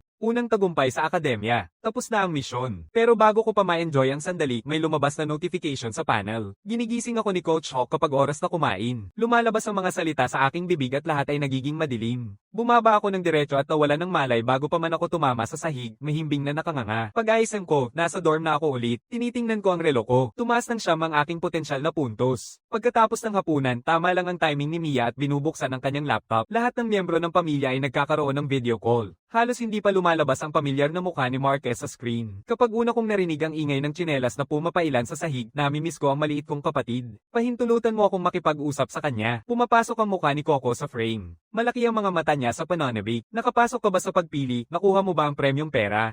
Relax lang. Hindi pa lalabas ang resulta hanggang 2 o 3 buwan mula ngayon. Binabati ko siya na parang isang nakatatandang marunong. Huwag magmadali, mag-aral ng mabuti sa eskwela, magpakabait sa bahay at huwag saktan si tatay. Gets mo? Naintindihan ko. Tahimik na tumango si Coco, sa kaunti-unting napapansin na may mali. Bakit parang siya pa ang nagtuturo sa akin pagkatapos ng tawag? Umupo ako para mag-aral ng aking takdang aralin. Dahil nangangailangan ng physics sa middle school ang paglutas ng problema, binuksan ko ang tablet na ibinigay ng akademya para magmukhang makatwiran ang lahat. Hinahap ang mga pahina ng aklat habang mabilis na dumadaan ang 10 linya sa isang sulyap gamit ang speed scan na naka-full power. Tapos na ang lahat ng aklat sa elementarya sa loob ng 2 oras. Agad kong binubuksan ang aklat ng pisika sa middle school. Habang nagbabasa ako, naaalala ko ang video mula sa tanong sa takdang aralin. Isang nagising ay biglang pinipigil ang tubig sa baso, pagkatapos ay tunawin at mag-evaporate ng yelo ng kasing bilis. Nakakalika rin sila ng matinding hangin sa loob ng isang saradong kwarto. Paano mo ipaliwanag yon? Matapos pag-aralan ng lahat ng material sa pisika, gamit ang aking mental stat na 27.1, madali kong natukoy ang mga pangunahing konsepto tungkol sa temperatura at paglilipat ng init. Hindi ko ito nilalapitan gamit ang karaniwang pag-iisip sa pisika. Sa halip, bumubuo ako ng isang lohikal na teorya sa pamamagitan ng paghahabi ng mga prinsipyo ng batas ng dimensyon. Matapos kong ipadala ang email kay Professor Joe, agad kong natanggap ang kanyang pag-aproba. Sa sandaling iyon, may lumabas na notification sa tablet app. Ang dating top score, 1 punch, ay average na 11.7 kada araw, pinalitan ko siya ng daily average na 19. Ang nakababaliw na bilang ay bumaba at sumabog ang seksyon ng komento. Maraming tao ang nagsasabing peke ito. Pagkatapos, bigla na lang, mismo si 1 punch ang nagpakita sa mga komento. Biglang tahimik ang bahagi na ito. Halos mararamdaman mo ang nakabibinging katahimikan na sumisiklab sa bawat screen. Kaya siguro totoo ang 19 na puntos. Binabasa ko ulit ang mga komento at walang sinasabi, hindi na kailangan mag-reply. Binubuksan ko ang aking panel at tinitingnan ang susunod na target. 3 puntos na lang ang kulang. Kapag narating na ang milestone ng ebolusyon, mabubuksan ko ang parehong gantimpala sa anyo at katangian. Parehong mataas ang kalidad. Hindi ko maiwasang makaramdam ng kasiyahan. Ano kaya ito? Ngayon naganap na akong nakabisado ang teknik sa pagmumuni-muni, ang aking mental na katangian ay lumalaki ng 0.1% araw-araw. Ang pagbubukas ng anyo ng isipan ay tunay ng abot kamay. Habang ipinagpapatuloy ko ang araw-araw kong meditasyon, lumalawig ang aking mga sesyon. Makalipas ang 1 linggo, mula 14 na minuto bawat sesyon ay umabot na ito sa 17. Bagamat hindi ko pa rin nahawakan ng batas ng dimensyon, nakatuklas ako ng isang nakakagulat na bagay. Kung wala ang serum ng focus mula sa akademya, hindi ako makakapasok sa estado ng pagninilay kailanman. Kaya't pumunta ako kay Professor Joe. Tinanong ko kung maaari niya akong bigyan ng kaunting konsiderasyon dahil sa aking edad at magbigay ng ilang dagdag na bote. Tinatanggihan niya ako agad, pero kahit papaano ay nagbibigay siya ng detalyadong paliwanag. Ang paghawak sa batas ng dimensyon ay nangangailangan hindi lamang ng malakas na isipan at katawan, kundi pati na rin ng pambihirang swerte. Tanging mga elite na ang pisikal at mental na kakayahan ay halos umabot sa genetic ceiling ng katawan ng tao ang karapat-dapat na subukan ito. Para sa iba, isang sesyon lang ang sapat kung swerte ang nasa kanilang panig. Para sa iba, walang magiging epekto ang 100 dagdag na bote ng focus serum. Dahil hindi ko muna haharapin ang batas ng dimensyon, magpapatuloy ako sa pag-meditate para palakasin ang aking mga stats. Batay sa inilalarawan ni Professor Joe, ang pamantayan sa pisikal para sa elite na antas ay tila tugma sa aking susunod na layunin sa ebolusyon. Pagkatapos kumain, pumunta na ako sa training hall gaya ng dati. Pagpasok ko, agad kong napansin ang isang batang walang buhok, para siyang isang pinakulo ang itlog. Pagkatapos magtanong-tanong, nalaman ko na siya ang isang suntok na lang sa leaderboard. Sa ngayon, si Egghead ay nagbubuhat ng bench press na 100 kilo. Parang mga 6 o 7 taong gulang lang siya, pero kahanga-hanga ang kanyang mga kalamnan. Nakikita na ang mga guhit sa kanyang mga balikat at braso. Sinisimulan ko ang sarili kong routine sa squat, nang hindi binubuhay ang beast mode, kaya kung mag-squat ng 70 kilo. Habang abala ako sa aking ehersisyo, may boses na nanggagaling sa likod ko. Medyo nakakalungkot, honestly. Lumiko ako. Si Egged yon. Anong ibig mong sabihin na nakakalungkot? Hindi ko masyadong naiintindihan. Sayang at wala kang awakening trait. Alam mo, maraming bata sa akademya ang ipinanganak na may awakening trait. Kahit walang masyadong pagsisikap, kaya nilang makuha ang ranggong A o kahit S. May mataas kang potensyal at mahusay na disiplina. Pero kung wala kang awakening trait, malamang hindi ka mapapansin ng mga eksperto. Maaaring manatili ka sa A rank. Hindi ako nakikipagtalo. Sa halip, ngumiti ako at nagtatanong, ikaw naman. Mayroon kang katangian na nagigising at matibay na loob. Ang ranggong S ang pinakamataas sa akademya. Hindi akin ito. Hindi ko maintindihan kung ano ang gusto niyang iparating, kaya nagtatanong ako. Bakit mo ako sinasabi lahat ng ito? Tumingin siya diretso sa mata ko, seryosong seryoso. Kung hindi ka ma-rank S ng akademya, sumama ka sa akin. Bibigyan kita ng treatment na S-rank. 6 na o 7 taong gulang na at nagre-recruit na ng mga tagasunod at nanghihikayat mula sa akademya noon. Hindi ko siya tinatanggihan agad-agad. Sa halip, tumayo ako at nagsimula maglagay ng mga plato sa bar. Isang plato pagkatapos ng iba, mabilis ang pagtaas ng timbang. Nawala na ang kalmang ekspresyon ni Egghead sa 70 kilo, 110, 130, 150.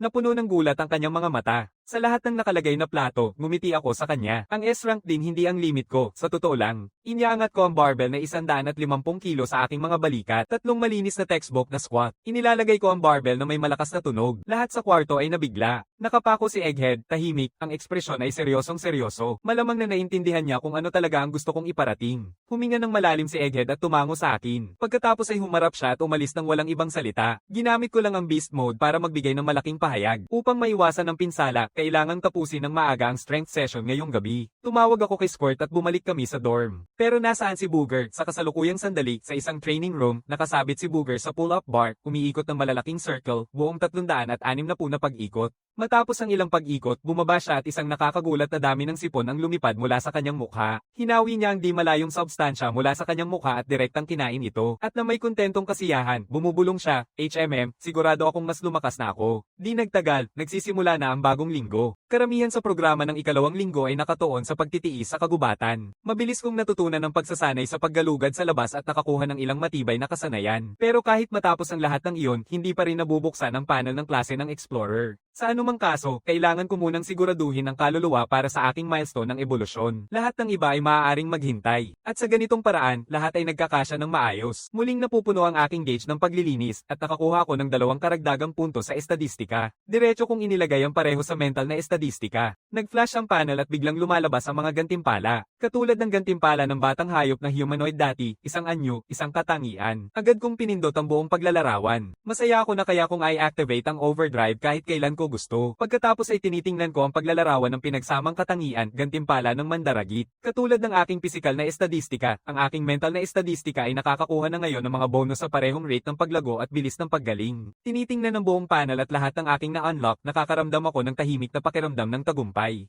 Sa parehong oras, naisip ko na kung sakaling umabot ng 100 ang aking pisikal at mental na stats, malamang makakapasok ako sa landas ng paggising. Sa isang tantiyang pagtataya, sisikapin kong maabot ang milestone na iyon bago ako mag 3 years old. Kapag nakuha na ng mga bata ang matibay na kaalaman sa kasanayan sa kagubatan, magsisimula na rin ang mga aralin tungkol sa belo. Kinabukasan, iniimbak ko ang mga gamit na ibinigay ng akademya, dinala si Pumpkin, at sumakay sa bus ng akademya. Matapos dumaan sa isang aparato na parang portal sa espasyo at oras, nakatagpo ako ng asul na langit, puting ulap, 3 anak na lalaki na may iba't ibang sukat, malakas na hangin, at damo na kulay lila lahat. Ngayon ay nakatayo tayo sa gitna ng malawak na bukas na parang. Tandaan, ang misyon mo ay mabuhay dito ng 1 buwan, humanap ng mahahalagang yaman at dalhin ito pabalik sa pinagmulan. Pero itinuturing itong kabiguan sa misyon. Mula dito, malaya kang gumalaw ayon sa iyong nais. Magkaisa, mag-isa, makipagtulungan o magkumpetensya. Nasa sa iyo ang lahat. Nang matapos niya, nagkakagulo ang mga bata sa iba't ibang direksyon. Sa pisikal na stat na 30.3, nakakabigla ang bilis ng mga munting pa ako. Pumpkin ang nangunguna sa unahan habang papunta kami sa mga puno sa unahan. Hoy, sandali, hintayin mo ako. Halos kalahati na tayo. Naririnig ko ang isang pamilyar na boses na tumatawag mula sa likod. Sa mga nakaraang araw ng pagsasanay sa gubat, sabay kong ginagamit ang overdrive at mirror mode. Ang aking pag-unlad sa kasanayan ay napakabilis, kaya't nasa malapit na ako sa top ng klase. Sa kabilang banda, medyo clumsy si Squirt. Maraming praktikal na gawain ang isang hamon para sa kanya. Kaya nang pumasok kami sa Remnant, nagpa siya siyang sumama sa mas malakas. At syempre, narito na siya, walang hiya ang ngiti sa mukha, tumatakbo para makahabol. Halos kalahati lang kami ng takbo papunta sa mga puno nang biglang huminga si Squirt. Nagpanik si Pumpkin sa biglaang sigaw. Sa tingin ko may mali rin at umiikot ako. Ano yun? Inilalabas ni Squirt ang kanyang tablet at pinipindot ito, ang mukha niya ay napapailing. Wala ditong signal. May nakaschedule akong rank na laban. Nasa misyon tayo sa gubat at iniisip mo ang mga laro. Lumiko si Pumpkin sa isang tao at isang pusa na parehong nakatingin kay Squirt ng may parehong inis na ekspresyon. Sa huli, medyo nahihiya siya at tahimik na ibinalik ang tablet sa kanyang bag. Bigla kong naisip na baka mas malaking pasanin kaysa tulong itong katambal ko. Siguro maghihiwalay na lang tayo. Ako ay 1 taong gulang pa lang. Ayokong maging pabigat sa'yo. Nangangatog si Squirt sa narinig yon. Huwag mo akong iwan. Talagang makatulong ako. Magaling ako sa pangingisda. Ang paraan ko ng panghuhuli ay kakaiba. Anong ibig sabihin ng baiteng? Nagtatanong ako na parang hindi ko alam. Magpapakalat ka ng pagkain sa tubig at darating ang mga isda sa'yo. Mas epektibo ang aking pang-akit kaysa sa kahit ano paman. Nakukuha nito ang aking atensyon. Sige, sabihin mo sa akin kung ano ang bait mo. Ngumiti si Squirt. Umuwi lang ako sa tubig at sobrang nagwawala ang mga isda. Paghuhuli gamit ang ihi. Nararamdaman kong may pagbabago sa loob ko. Hindi ako sigurado kung maganda ito. Susubukan ko ulit ng maingat. Tingnan mo, isa lang ako. Talagang pipigilan kita. Hindi tayo talaga bagay. Hindi. Hindi. Nagmamadaling sumali si Squirt. Nagdala rin ako ng aking espiritual na hayop na aso sa panghuhuli. Siguradong magiging kapaki-pakinabang siya. Napansin ko ang isang maliit na golden retriever na sumusunod sa atin mula sa malayo, nakatungo ang dila at humihingal habang naglalakad ng paatros. Ito ay isang aso na panghuhuli ng tubig na sobrang bilis sa tubig. At sinabi ng kapatid ko na ito ay isang natitirang lahi, mababang-maba ang peligro sa setup ng akademya. Hindi kailangang masyadong mag-alala tungkol sa labanan. Nandito na ang kapatid mo. Dumaan siya dito noong nakaraang taon. May ranggo na rin ako. Tumango ako dahil may kapaki-pakinabang na impormasyon si Squirt tungkol sa lugar na ito. Sa wakas pumayag na akong sumama siya. Sa pagkakaayos niyon, sabay kaming pumasok sa gubat. Kakaakyat lang namin sa mga puno nang biglang umalingaw-ngaw ang matalim na sigaw ni Pumpkin, isang maliit na baboy ramo na kulay purple-gray na sumulpot mula sa ilalim ng mga sanga. Tumingin lang ito sa atin at agad na tumakbo palayo. Agad na sumigaw si Squirt. Mapanganib ang baboy ramo na iyon. Kailangan natin itong mahuli. May sina Squirt at ang golden retriever na sumasalo sa aming gilid sakaling may mga ibang baboy na nagkukubli sa dilim. Pagkatapos ay inangat ko ang aking kutsilyo at hinabol si Pumpkin. Ilang sipa lang at bumabagsak na ang baboy ramo. Tumingin si Squirt sa nahulog na baboy ramo at huminga ng maluwag. Pinayuhan ako ng aking kapatid tungkol sa mga bagay na ito. Palihim at mahilig sa mga ambush. Naghihintay sila hanggang makatulog ka at nakahiga. Kung nakabaka ka ang mga paa mo kapag natutulog ka, diretso itong sumisiksik sa pagitan nila. Hindi ko maiwasang mapasimangot. Basta marinig ko lang yon, automatikong naninikip ang katawan ko. Anak ka niya. Sandali, ang kuya mo. Ayos na siya ngayon. Oo, ayos lang siguro. Dati siyang nakikipagkumpetensya sa akin sa katumpakan pero hindi na niya ginagawa yon ngayon. May mga payo ka ba sa pagharap sa mga bagay na ito basta alalahanin mong panatilihing magkatabi ang mga binti mo kapag natutulog ka? Sinata ko ay nakahanap ng lugar sa paanan ng burol malapit sa ilog, nakaharap sa isang malaking puno. Nagsimula kaming magtayo ng tirahan. Magkasama kaming nagtayo ng isang simpleng kahoy na estruktura. Medyo malamok, pero sapat na para sa isang gabi. Inilalagay ko ang baboy sa apoy gamit ang aking kutsilyo, binabali, binubugbog, at hinihiwa ito. Inilalagay ko ang kawali, pinapalambot ito, at nagdadagdag ng kaunting asin. Di nagtagal, naubos ang buong kawali ng karne, sabaw, at lahat sa aming mga tiyan. Kasama na rin ang golden retriever na nakakuha ng malaking piraso. Si Pumpkin ay nakakakita ng ilang maliliit na hayop na parang daga sa bukirin at inaayos ang sarili niya. Itinataas namin ang natitirang karne sa mataas na puno para matuyo. Kakayanin nito ang 2 o 3 araw, walang duda. Habang lumulubog ang langit, nagpapahinga kami sa tabi ng pasukan ng kublihan sa tabi ng apoy. Binubuo namin ang palitan sa pagbabantay kay Pumpkin at sa golden retriever. Sina Squirt at ako ay pareho nang natutulog agad. Sa gitna ng gabi, nagsimula ang makati sa mukha ko. Binuksan ko ang mga mata ko at nakita si Pumpkin na dumidila sa mukha ko. Naiintindihan ko agad na may nagnanakaw ng karne namin. Napansin din ng golden retriever na sumugod para gisingin si Squirt. Nagsasign ako ng tahimik para manahimik. Tahimik kong ginayosing si Squirt at ikinwento sa kanya. Kami ng 4, 2 bata, 1 pusa, 1 aso, tahimik na dumaikit palabas ng kublihan. Kumilos kami papunta sa puno kung saan nakasabit ang karne. Malapit na niyang maaninag ang isang bagay na umaakyat sa puno malapit na sa nakahanging karne. Handa nang ihagis si Squirt ng isang bato. May mali sa pakiramdam ko. Hinarang ko siya. Binubuksan ko ang aking flashlight at itinutuon ito sa puno. Isang maliit na batang babae ang nasa taas, nakadikit ng patag sa sanga nang hindi gumagalaw kahit isang ingay. Biglang naputol ang liwanag ng flashlight sa kanya. Tumatango siya, saka dahan-daang tumingin pababa. Ngumiti siya na halong nakakahiya at magalang. Nahuli mo ako. Sa labas ng pasukan ng kanlungan, nakatitig si Squirt sa batang babae na kanina pa nagtangkang nakawin ng aming karne. Sinubukan niyang tumakas kanina. Sinubukan ni Squirt na akyatin siya ngunit sa huli ay napabagsak niya ito. Simulan na ang usapan. Bakit mo kinukuha ang aming karne? Ngumiti pa rin ang babae. Lalong tumitindi ang inis ni Squirt dahil wala akong makain. Humihilig siya ng ulo, halatang nahihiya. Ang tapat na katotohanan ay nagpalingga kay Squirt, hindi makapagsalita. Sa liwanag ng apoy, malinaw kong nakikita at nakikilala siya. Si Moth siya, at hindi siya basta-basta. Ang kanyang pang-araw-araw na average na score ay palaging nasa top 5. Ang ginawa mong kalokohan ngayong gabi ay nakagambala sa aming pahinga at nauubos ang baterya ng aming flashlight. Maingat kong inilalahad ang mga nawala. Tumango si Moth at iniabot ang parehong kamay, palad pataas. Pumikit siya. Sige, suntukin mo ako. Bakit namin kayo huhulihin? Sabi ni Squirt na may inis. Kapag nang ukri ka at nahuli, sinasaktan ka. Hindi ba alam ng lahat iyon? Hindi namin kayo sasaluhin, pero may utang kayo sa amin dahil sa mga nawalang bagay. Kung nakatagpo kayo ng mahalagang yaman, pwede na yon. Kung hindi, ang banig na gawang damo na suot mo ay mapupunta sa amin. Dali-dali niyang hinigpitan ang kanyang damong banig, pero tunay na wala siyang anumang mahalagang bagay. Pwede bang ituring na bayad ang impormasyon? Tumango ako. Pakinggan natin. Sinimulan ni Moth na ikwento ang kanyang araw. Pagkatapos maghiwa-hiwalay ang lahat, nagpunta siya mag-isa sa malalim na gubat. Pagkatapos sumulong pa, nakakita siya ng isang kuweba sa loob ng makapal na kagubatan. Ngunit nang pumasok siya, sinalubong siya ng isang grupo ng mga matutulis na kuko. Matutulis na pangil, mas matutulis pang kuko. Malakas ang kanilang tama. Nawala ang kanyang grupo at tumakas sa pamamagitan ng lambak. Hindi pamilyar sa lugar, muntik na siyang mahuli. Sa kritikal na sandali, isang matayog na pigyera na humigit kumulang 2 metro ang taas ay sandaling nagpakita sa kailaliman ng valley at naglaho. Kasabay nito ang malalim na bulong. Napansin ito ng mga talim na kuko at iniwan ang kanilang paghahabol, tumakbo palayo. Pagkatapos makalabas sa bundok, wala na siyang lakas para manghuli. Doon niya nakita ang karne ng baboy na nakasabit sa puno, kaya naghintay siya hanggang gabi at kumilos. Matapos marinig ang kwento ni Mot at isama ito sa sinabi ni Squirt tungkol sa peligro, naisip ko na marahil hindi simpleng bagay ang 2 metrong sukat. Habang iniisip ko kung paano ay verify ang kwento ni Mot, sabi ni Squirt nang walang emosyon. Alam ko kung paano malalaman kung nagsisinungaling siya. Lumapit siya kay Mot. Sabihin muli ang buong kwento pero pabalik. Simulan mo nang ninakaw mo ang karne at bumalik sa simula. Tumingin si Mot na naguguluhan pero nakikipagtulungan. Ikinukwento ang lahat ng pabalik-balik. Pagkatapos niyang matapos, nilalapit ako ni Squirt at binubulong, totoo ang sinasabi niya. Ang mga tao ay pwedeng magsinungaling lamang ayon sa pagkakasunod-sunod ng mga nangyari. Pabalik-balik na pag-ikot ay palaging nadadapa ang sinungaling. Saan mo natutunan yan? Ituro sa akin ng tatay ko. Isang beses siyang umuwi mula sa isang biyahe sa trabaho at sinabi kong nag-aaral ako buong oras. Pinilit niya akong balikan lahat ng nagawa ko ng pabalik-balik. Lumapit ako, tapos ano? Natatakot na nakangiti si Squirt. Pagkatapos ay pinagsabunutan niya ako. Babalik ako kay Mot. Pwede ka nang umalis. Ngumiti siya ngunit hindi matanggal ang tingin niya sa dosenang berries na nakalagay sa palayok at ang tiyan niya ay umungol ng mahaba at mababa.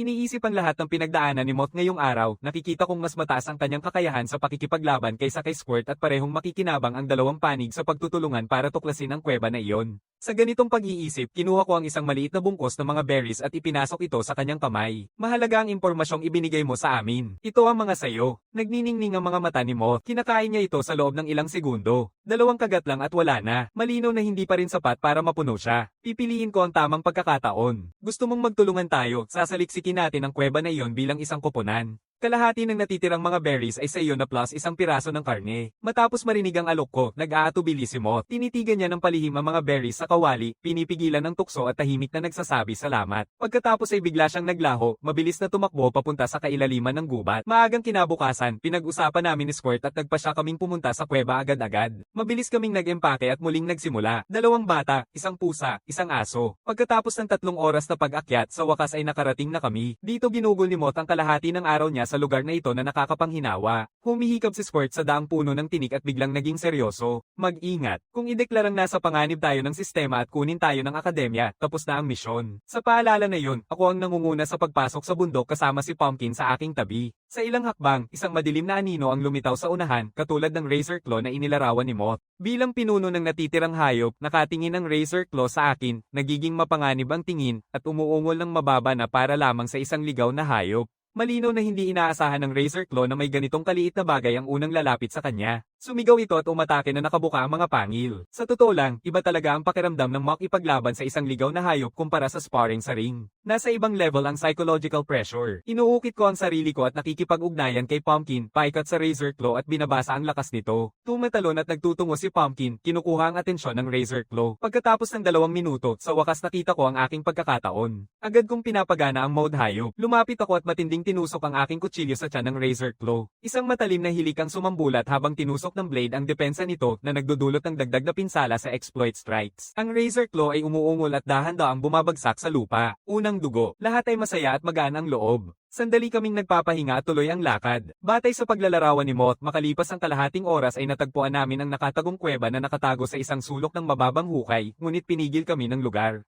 Mahigit 30 razor claw ang nakasiksik ng sabay-sabay, lahat ay umaatungal papunta sa isang punto sa loob ng lungga. Nang hina ang mga tuhod ni Squirt sa tanawin. Umalis na tayo. Kung mapapansin tayo nila, tapos na tayo. Ngumingiti ako at unti-unting umatras. Pagkatapos ay sumabog ang isang kidlat ng asul na liwanag mula sa loob ng kuweba. Isang mabigat at ritmikong pagtapak ang sumusunod, parang isang napakalaking nilalang na naglalakad. Isa ang pagtanggi ng razor claw. Tumigil ako at nakatitig. Sa wakas ay nasal ayan ko ng malinaw ang dambuhalang anyo na inilalarawan ni Mot. Isang robot na may awang na bakal na shell ang kumikilos, tinutulak pabalik ang razor claws habang sinusubukang pumasok sa kuweba. Kasabay nito, naglalabas ito ng mga tunog na hindi ko maintindihan. Ina-activate namin ang tagasalin. Paulit-ulit ang parehong parirala. Siri, Guardian Bot ang inyong serbisyo. Matapos ang ilang kabiguan sa pagsugod, napagtanto ng razor claws na hindi nila mababasag at dahan-daang umatras. Hindi na hinabol ng Guardian Bot. Muling naririnig ang mabigat na hakbang at naglalaho na ang bot pabalik sa kailaliman ng kuweba. Anong plano? Tanong ni Squirt nang makabalik kami sa ligtas. Papasok tayo, walang tanong, pero gagawin natin ito ng matalino. Tayo ay mga manlalakbay, hindi isang suicide squad dahil masyadong marami ang razor claws para harapin ng diretso. Nagpasya kaming maglatag ng mga bitag at hulihin sila isa-isa. Mukhang kakailanganin naming mag-recruit nagdulot ng mga karagdagang kasamahan, kaya si Squirt at ako ay nagtatrabaho sa labas ng lambak, nangangalap ng mga materyales para sa bitag habang nagbabantay para sa mga posibleng kakampi. Pagkatapos ng ilang sandali, nakaririnig kami ng mga boses na nagtatalo sa malapit. Magagamit ko ang aking sipon bilang panakot para makahuli ng isda at kuneho. Ano talaga ang magagawa mo? Naglalaro ako ng basketball at marunong din akong kumanta, sumayaw, at mag-rap. Agad kong nakilala ang mga boses at tatawan ng malakas. Mukhang nahanap na tayo ng ating backup. Sunusunod namin ang planong aming pinag-usapan. Maayos ang lahat. 5 o 6 na araw naming nilabanan ang mahigit sa 40 razor claws sa lambak. Kaunti na lang ang natitira. Sa wakas nararamdaman na nila ang panganib at lahat sila ay nagsusugod palabas ng bundok habang nakaharang ang razor claws sa pasukan ay naayos na. Kami tatlo ay dahan-daang lumalapit sa kuweba at muling naririnig ang mabigat na hakbang. Muling lumalabas ang Guardian Bot na may kalawang na baluti at muli, sa parehong mainit na tono, si Guardian Bot ang inyong serbisyo. Laban sa isang bagay na kayang pigilan mag-isa ang buong grupo ng Razor Claws, hindi tayo magmamadali. Maingat kong pinag-aaralan ng bot at naaalala ko ang isang sinabi ni Professor Joe noon. Kapag nakatagpo ka ng isang banyagang sibilisasyon, huwag agad magpakita ng galit. Mahalaga ang pakikipag-ugnayan. Patuloy pa rin ang bot sa pagsasalita ng karaniwang linya nito. Kaya ginamit ko ang tagasalin, ginaya ang paraan ng pagsasalita ng bot at sumagot, kailangan ko ng serbisyo. Huminto ang bot. Nakapako ang tingin nito sa akin. Natuklasan ang sanggol. Pagkatapos ay nagsimulang kumurap ang mga mekanikal nitong braso. Minsan ang mga braso ay umangat na parang gustong itaboy tayo, tapos sa susunod ay umaabot na parang gusto akong kunin ng bot. Matapos ang ilang minuto ng palitan, may maikling sisingaw na kuryente at namatay ang asul na ilaw sa mata ng bot. Tumatayo ito ng buong tigas, nakatigil sa lugar. Kaya ang aral dito ay huwag mag-atubili, huwag magpahuli. Kung hindi, talagang masasaktan ka mismo. Gayunpaman, dahan-dahan akong umusad. Hindi kumikibo ang bot. Umuusbong ang mga ilaw at pumasok sa gilid nito. Binubuksan namin ang aming mga flashlight. Tumakbo ng diretso ang kuweba, walang sanga, nakikita mula simula hanggang dulo. Sa likod ng isang pares ng malalaking bukas na metal na pinto, may isang maliit na nakasariling base na tirahan. Sa kabilang dulo, nakahiga ang dalawang katawan, isang lalaki at isang babae, na nakasandal sa isa't isa. Nabigla ako. Sila ay humanoid. Palagi kong akala na ang mga sibilisasyong alien ay kakaiba at kakaibang itsura. Pero sa pamamagitan ng isang aparato na kahawig ng kamera, nalaman natin na sila ay isang magkapareha ng mga nagising na may kakayahang lumipad. Dahil sa kagandahan ng mundong ito, pinili nilang manirahan dito. Ngunit isang araw, biglang nagpakita ang walang bilang na maliliit na itim na ulap sa langit.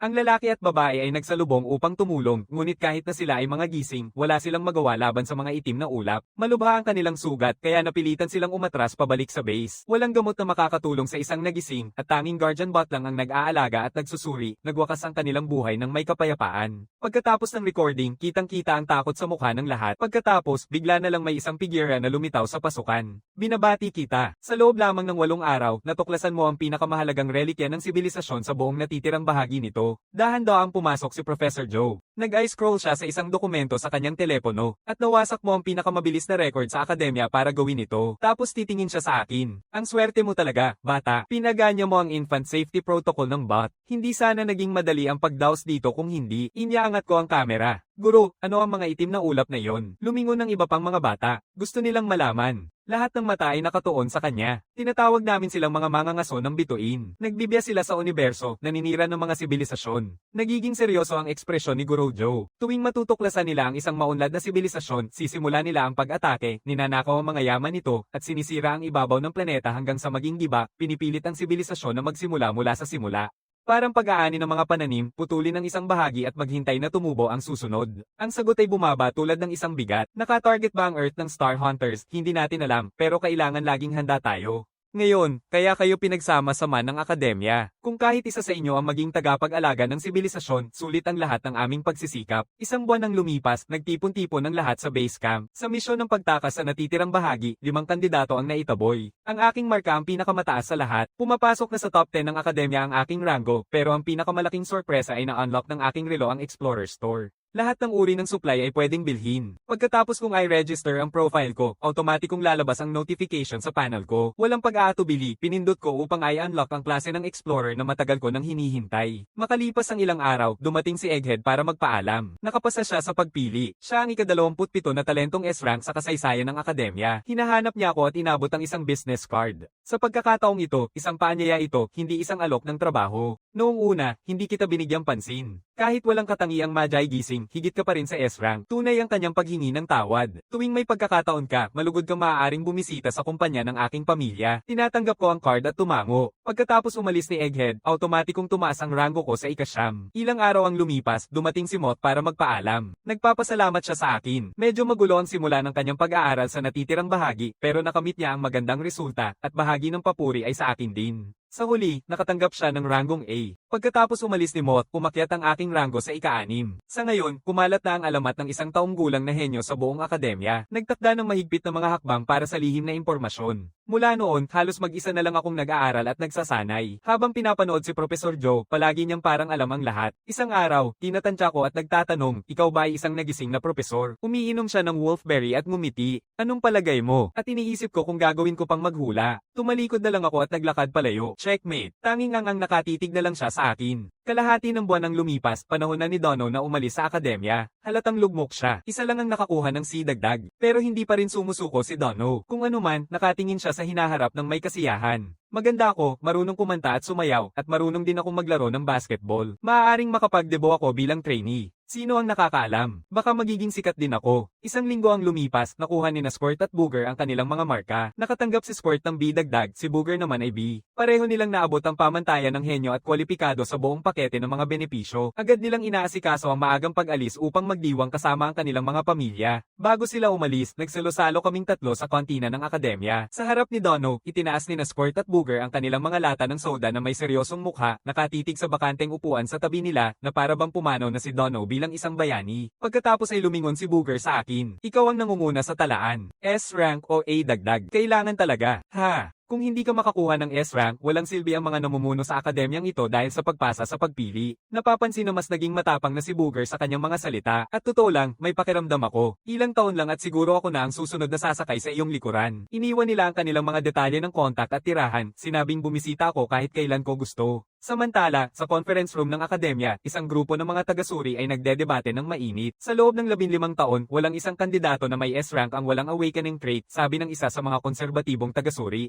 Tinatanggap ko na ang potensyal ni Kai ay pambihira, pero kung wala siyang awakening trait, masyadong malaki ang hindi tiyak sa kanyang kinabukasan. Oo, maaring maabot niya ang antas ng elite sa loob ng ilang taon, pero maaari rin siyang manatili roon magpakailan pa man. Sinasang mga konserbatibong taga-suri ay tumango sa pagsang-ayon. Pagkatapos ay isang boses ang bumisag mula sa pintuan. Anong alam nyo? Lumingon ang mga taga-suri. Pumasok ang isang matandang may puting buhok, hawak ang isang baso ng wolfberry tea. Lahat sa silid ay agad na tumayo. Direktor, umupo na ang matanda sa ulo ng upuan at tinatanaw ang buong silid. Alam ko kung ano ang nasa isip nyo. Noong mga unang taon, puno kami ng pag-asa ng I-rate namin ng mga talento na S-rank. Karamihan sa kanila ay nakadismaya sa amin. Kaya naging maingat kayo, natatakot na mapagbintangan. Naiintindihan ko yon. Ngunit tumitindi ang tono ng matanda. May nakaisip na ba dito na ilan sa inyo ay maaaring nag-iingat ng mga S-rank na pwesto bilang pabor sa mga pamilya na nagising at sadyang naging mahigpit sa mga kandidato mula sa karaniwang pinagmulan, namumutla ang mga konserbatibong taga-suri? Lahat ay nagsasabi na hindi nila gagawin ang ganitong bagay. Tumango ang nakatatanda. Maganda. Bumalik na tayo sa pagbibigay ng grado.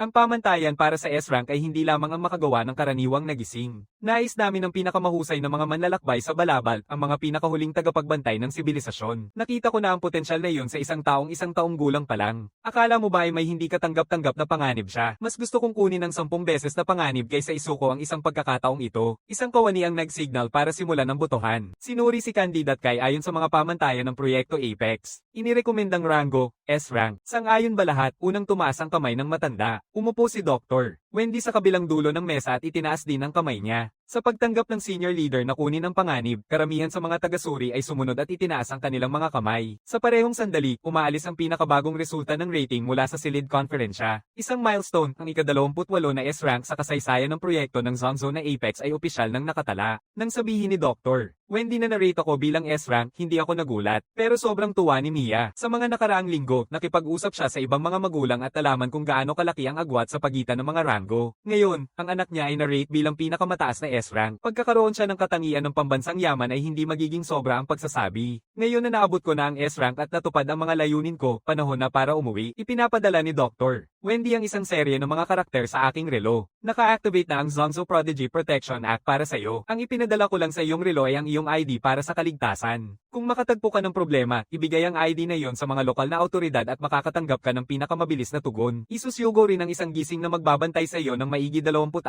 na oras. Umiiling ulit ako. Magaling iyan. Nakakatulong talaga. Doktor, Wendy, kailan darating ang 10 milyong pondo para sa pag-unlad? Huwag mag-alala. Ano ang sa iyo? Walang makakakuha nito. Ibinibigay niya kay Mia ang isang dokumentong pangpinansyal. Ang grant para sa pag-unlad ay pangunahing nakabase sa reimbursement. Ipoproseso ito sa iyong account sa tindahan. Siguraduhin lamang na makakuha ng tamang resibo kapag ginamit mo ito. Kumpirmado na ang pondo. Aktibo na ang batas sa proteksyon ng prodigy. At ngayon, isang bagay na lang ang natitira. Doktor, Wendy, ipagkakaloob ba sa akin ang isang nagising bilang aking mentor? Nakapagpasya na ba yon? Tanong ko nang halos hindi mapigilan ang aking kasiyahan. Sa pagkakataong iyon, nagbago ang ekspresyon ni Dr. Wendy. Iniisip niya ang isang senior na leader na nilalampasan ng tamang proseso para makuha muna ang posisyon ng mentor. Ngumiti siya sa kanya. Malapit nang matapos ito. Ipapaalam sa iyo pagkatapos mong pumirma sa kasunduan ng Proyekto Apex. Sasakay tayo sa isang pribadong eroplano diretso sa Luton's North District Airport. Pagkatapos sa isang pribadong sasakyan ng maayos na nagdadala sa amin pauwi. Halos hindi pa kami nakakauwi nang pumasok si Marquez. Naglaan siya ng oras para dito. Palagi kong alam na magtatagumpay ang aking anak. Nakangiti ang mukha niya sa tuwa. Nag-order siya ng isang buong kaso ng sparkling drinks para sa selebrasyon. Mga bandang alas 5, pumupunta siya para sunduin si Coco mula sa paaralan. Di nagtagal, bumukas ang pintuan sa harap. Coco ay nagbubunyi sa suot na school uniform na puno ng dumi. Bunso, nauuhaw ka na ba? Hinuhugot ni Coco ang isang lata ng sparkling water mula sa refrigerator at iniaalay ito sa akin ng nakanganga. Gutom ka na ba? Sa hapunan, pinipili ni Coco ang isang buong hita ng manok at inilalagay ito sa aking mangkok. Pagod ka na ba? Pagkatapos ng pagsasanay, dalhan ako ni Coco ng tuwalya at inumin. Pati ang bahagyang pisil sa aking mga balikat ay ginagawa niya. Binubuksan ko ang kalahati ng mata ko at niyayakap ang bawat sandali nito. Nakarating na sa pinakamataas na antas ang aking katayuan sa bahay na ito. Hoy, nasaan ang relo ko? Pagkatapos ng 1 o 2 minuto ng pagmamasahe, nauubos na ang pasensya ni Coco. Sa wakas ay naihahayag na ang kanyang tunay na motibo bago pa siya magbago sa kanyang nakakatakot na anyo. Binubuksan ko ang Explorer Store app at ipinapakita sa kanya ang status ng pagpapadala. Tumingin si Coco sa screen, nakapikit ang mga mata. Ang serye ng Explorer. Ito ang pinakamahal na modelo mula sa Little Prodigy at isang limitadong edisyon ito. Sa 2 araw bago dumating ang pakete, walang hanggan ang katapatan ni Coco sa akin. Kahit si Mia ay halos hindi mapigilan ng ngiti, hindi pa kailanman nagpakita ang batang babae ng ganitong respeto sa sarili niyang mga magulang. Sa pagdating ng relo, nag-expire ang loyalty card ng magkapatid. Pero nang sabihin ko na ang lahat ng susunod na bili ng karne para sa bahay ay i-reimburse sa aking account, napanatili ko si Coco sa aking kontrol. Ang balita tungkol sa aking S-rank na rating ay kumalat lamang sa isang maliit na bilog sa itaas. Tahimik na bumisita ang punong opisyal ng pamahalaang lungsod ng Luton sa aming bahay. Kapag tinanong ng opisyal kung ano ang kailangan natin, diretso akong nagsalita, gusto kong mapanatiling ligtas ang aking pamilya. Sang-ayon ng opisyal ng walang pag-aatubili. Inayos ang isang pribadong sasakyan at seguridad upang sunduin sina Marquez, Mia, at Coco araw-araw papunta at pabalik ng paaralan. Inaalok din ang isang maluwang na apartment at isang pasilidad ng gobyerno para sa tirahan. Libre ang upa at ganap na pag-aari pagkatapos ng 20 taon ng paninirahan. Nakatingin sina Marquez at Mia nang nakabibingi, sa wakas naisip na kung gaano kalayo ang mga pagbabago ngayon. Sa panahon ng paglilipat, araw-araw akong nagsasanay ng walang pahinga habang hinihintay ang pagtatalaga sa akin bilang mentor. 1 buong buwan ang lumipas bago dumating ang email. Ang pangalan ay Senior Professor Joe, siya ang matandang propesor mula sa akademya. Kaya hindi talaga siya nagising kahit na tumunog ang aking relo. Anak, mentor na kita ngayon. Nagulat ka ba? Hindi ko inaasahan yan. Heto ang isang maliit na layunin para sa'yo. Makamit ang antas ng elite sa loob ng 4 na taon. Gawin mo iyon at may mas malaking gantimpala na naghihintay. At kung hindi, pupunta ako mismo sa Luton para palo mo. Napapikit ako. Sa totoo lang, hindi ako nagdududa na gagawin niya talaga. Sa kabutihang palad, walang hamon ng layuning ito para sa akin. Pwedeng maghintay ang paaralan hanggang makamit mo ang antas ng elite. Tungkol naman sa pagsasanay, sundin mo lang ang mga plano ko. Totoo ngang nakakatulong ang pagkakaroon ng mentor. Nakakawala ng bigat sa pakiramdam habang naghihintay sa balita tungkol sa mentor. Si Coco ang aking kalaban sa sparring. Tuwing gabi, nagsasanay kami ng laban ng magkasama. Bago ako umalis papuntang akademya, kailangan ko pa rin ng buong lakas at kaunting likha para talunin si Coco. Kailangan kong hanapin ang bawat pagkakataon para mapagtagumpayan ang agwat sa laki. Simula nang bumalik, pantay na kami. 5 pulong, 5 pwesto. Nabahala si Coco. Muling tinatawag niya akong dayuhang kakaiba. Ilang araw ang lumipas, tumawag si Professor Joe. Handang-handa na ang pasilidad sa training at ang iyong coach. Mag-isa kong pag-aari ang buong lugar. Walang paghihintay para sa kagamitan. Kahit ano ang gusto kong sanayin kahit kailan ko gustuhin. Kalahating oras mula sa bahay. Ganyan ang buhay. Di nagtagal, pagdating ni Coach Professor Joe, isang batang babae na may mataas na ponytail ang dumating. Hello, ako ang iyong personal na Coach Tina. Hi, Coach Tina. Inilalagay ko ang barbell sa rack at tumakbo papunta. Kahit nahanda na ako sa isipan, hindi mapigilan ni Coach Tina ang panginginig ng kanyang mata nang makita ang barbell na 100 kilo. Pagkatapos ng pagpapakilala, tinitingnan ko ang kanyang mga kredensyal. Walang pagtutol. Itinatakda na natin ang plano ng pagsasanay para sa hinaharap. Nasiyahan ako sa lahat tungkol sa kanya. Pagkatapos ay tinanong ko, Coach Tina, magkano ang singil mo sa 1 taon? Ngumiti siya. Hindi naman ito gaano, ituring mo na lang na pabor. Binilhan kita ng rate para sa mga kaibigan at pamilya na 2 milyon bawat taon. Magaling, magaling, magaling. Umiikot-ikot ang ulo ko bilang pag-ako. Ito ang unang pagkakataon na tunay kong na-appreciate ang halaga ng pagkakaibigan. Kapag pinagsama-sama ko na ang pasilidad sa training, ang personal na coach, nasa 8 milyong utang na ako. Sa kabutihang palad, mababa ang interes nito at hindi pa kailangang bayaran hanggang sa ako ay 18. Hindi ito magiging palabas na walang kontrol dahil sa dami ng utang ko. Ipinasok ko ang sarili ko sa isang walang hampang matinding routine ng pagsasanay. Sumpa ko na mababawi ko ang bawat sentimo. Si Coach Tina ay seryoso sa trabaho. Ano mang gusto kong pagtuunan ng pansin, itinuturo niya ito. Mula noon, mabilis nang tumaas ang mga puntos ng karanasan sa lahat ng aking kasanayan. Tumatakbo ang oras. Kasabay ng aktibong mirror mode at overdrive bilang doble ang lakas. Araw-araw ay mabilis ang aking pag-unlad. Tuwing tagsibol, panahon kung kailan karaniwang sumisikat ang mga sakit na nakakahawa bawat taon. Naalala ko noong nakaraang tagsibol, isang malubhang paglaganap ang bumalot sa buong lugar. Nasa bahay si Mia, nagtuturo ng online classes sa kanyang mga estudyante. Pero palagi akong may pakiramdam na maaaring konektado ito sa mga nagising. Kaya binibigyan ko si Professor Joe ng isang magaspang na buod at nagtatanong kung may paraan upang makakuha ng impormasyon tungkol sa mga insidente na may kaugnayan sa mga nagising. Ibinibigay ni Professor Joe ang referral code at ipinapadala ang app sa aking relo. Pero malinaw ang isang bagay na kanyang nililinaw. Hindi ako pwedeng magsiyasat ng personal. Maaari ko lamang i-browse ang mga archive ng database. Ininstall ko ang app at binuksan ito. Inilagay ko ang mga salitang susi na Greenfly. Agad na lumalabas sa database ang ilang kaso. Totoong konektado ito sa mga puwersang gising na. Habang binabasa ko ito ng maingat, lumalalim ang aking ekspresyon. Bawat kaso ay may kinalaman sa isang malawakang pagkalat ng kamatayan. Mula sa itim na kamatayan noong panahon ng medieval sa Europa hanggang sa trangkaso ng Espanya noong 1918, bawat isa sa mga kilalang salot na ito ay nag-iiwan ng bakas ng berde na langaw. Matapos ang masusing investigasyon ng mga gising na operatiba sa ibang bansa, ang landas ay nagtuturo sa isang nilalang na may mitolohikal na pinagmulan. Beelzebub, Panginoon ng mga langaw.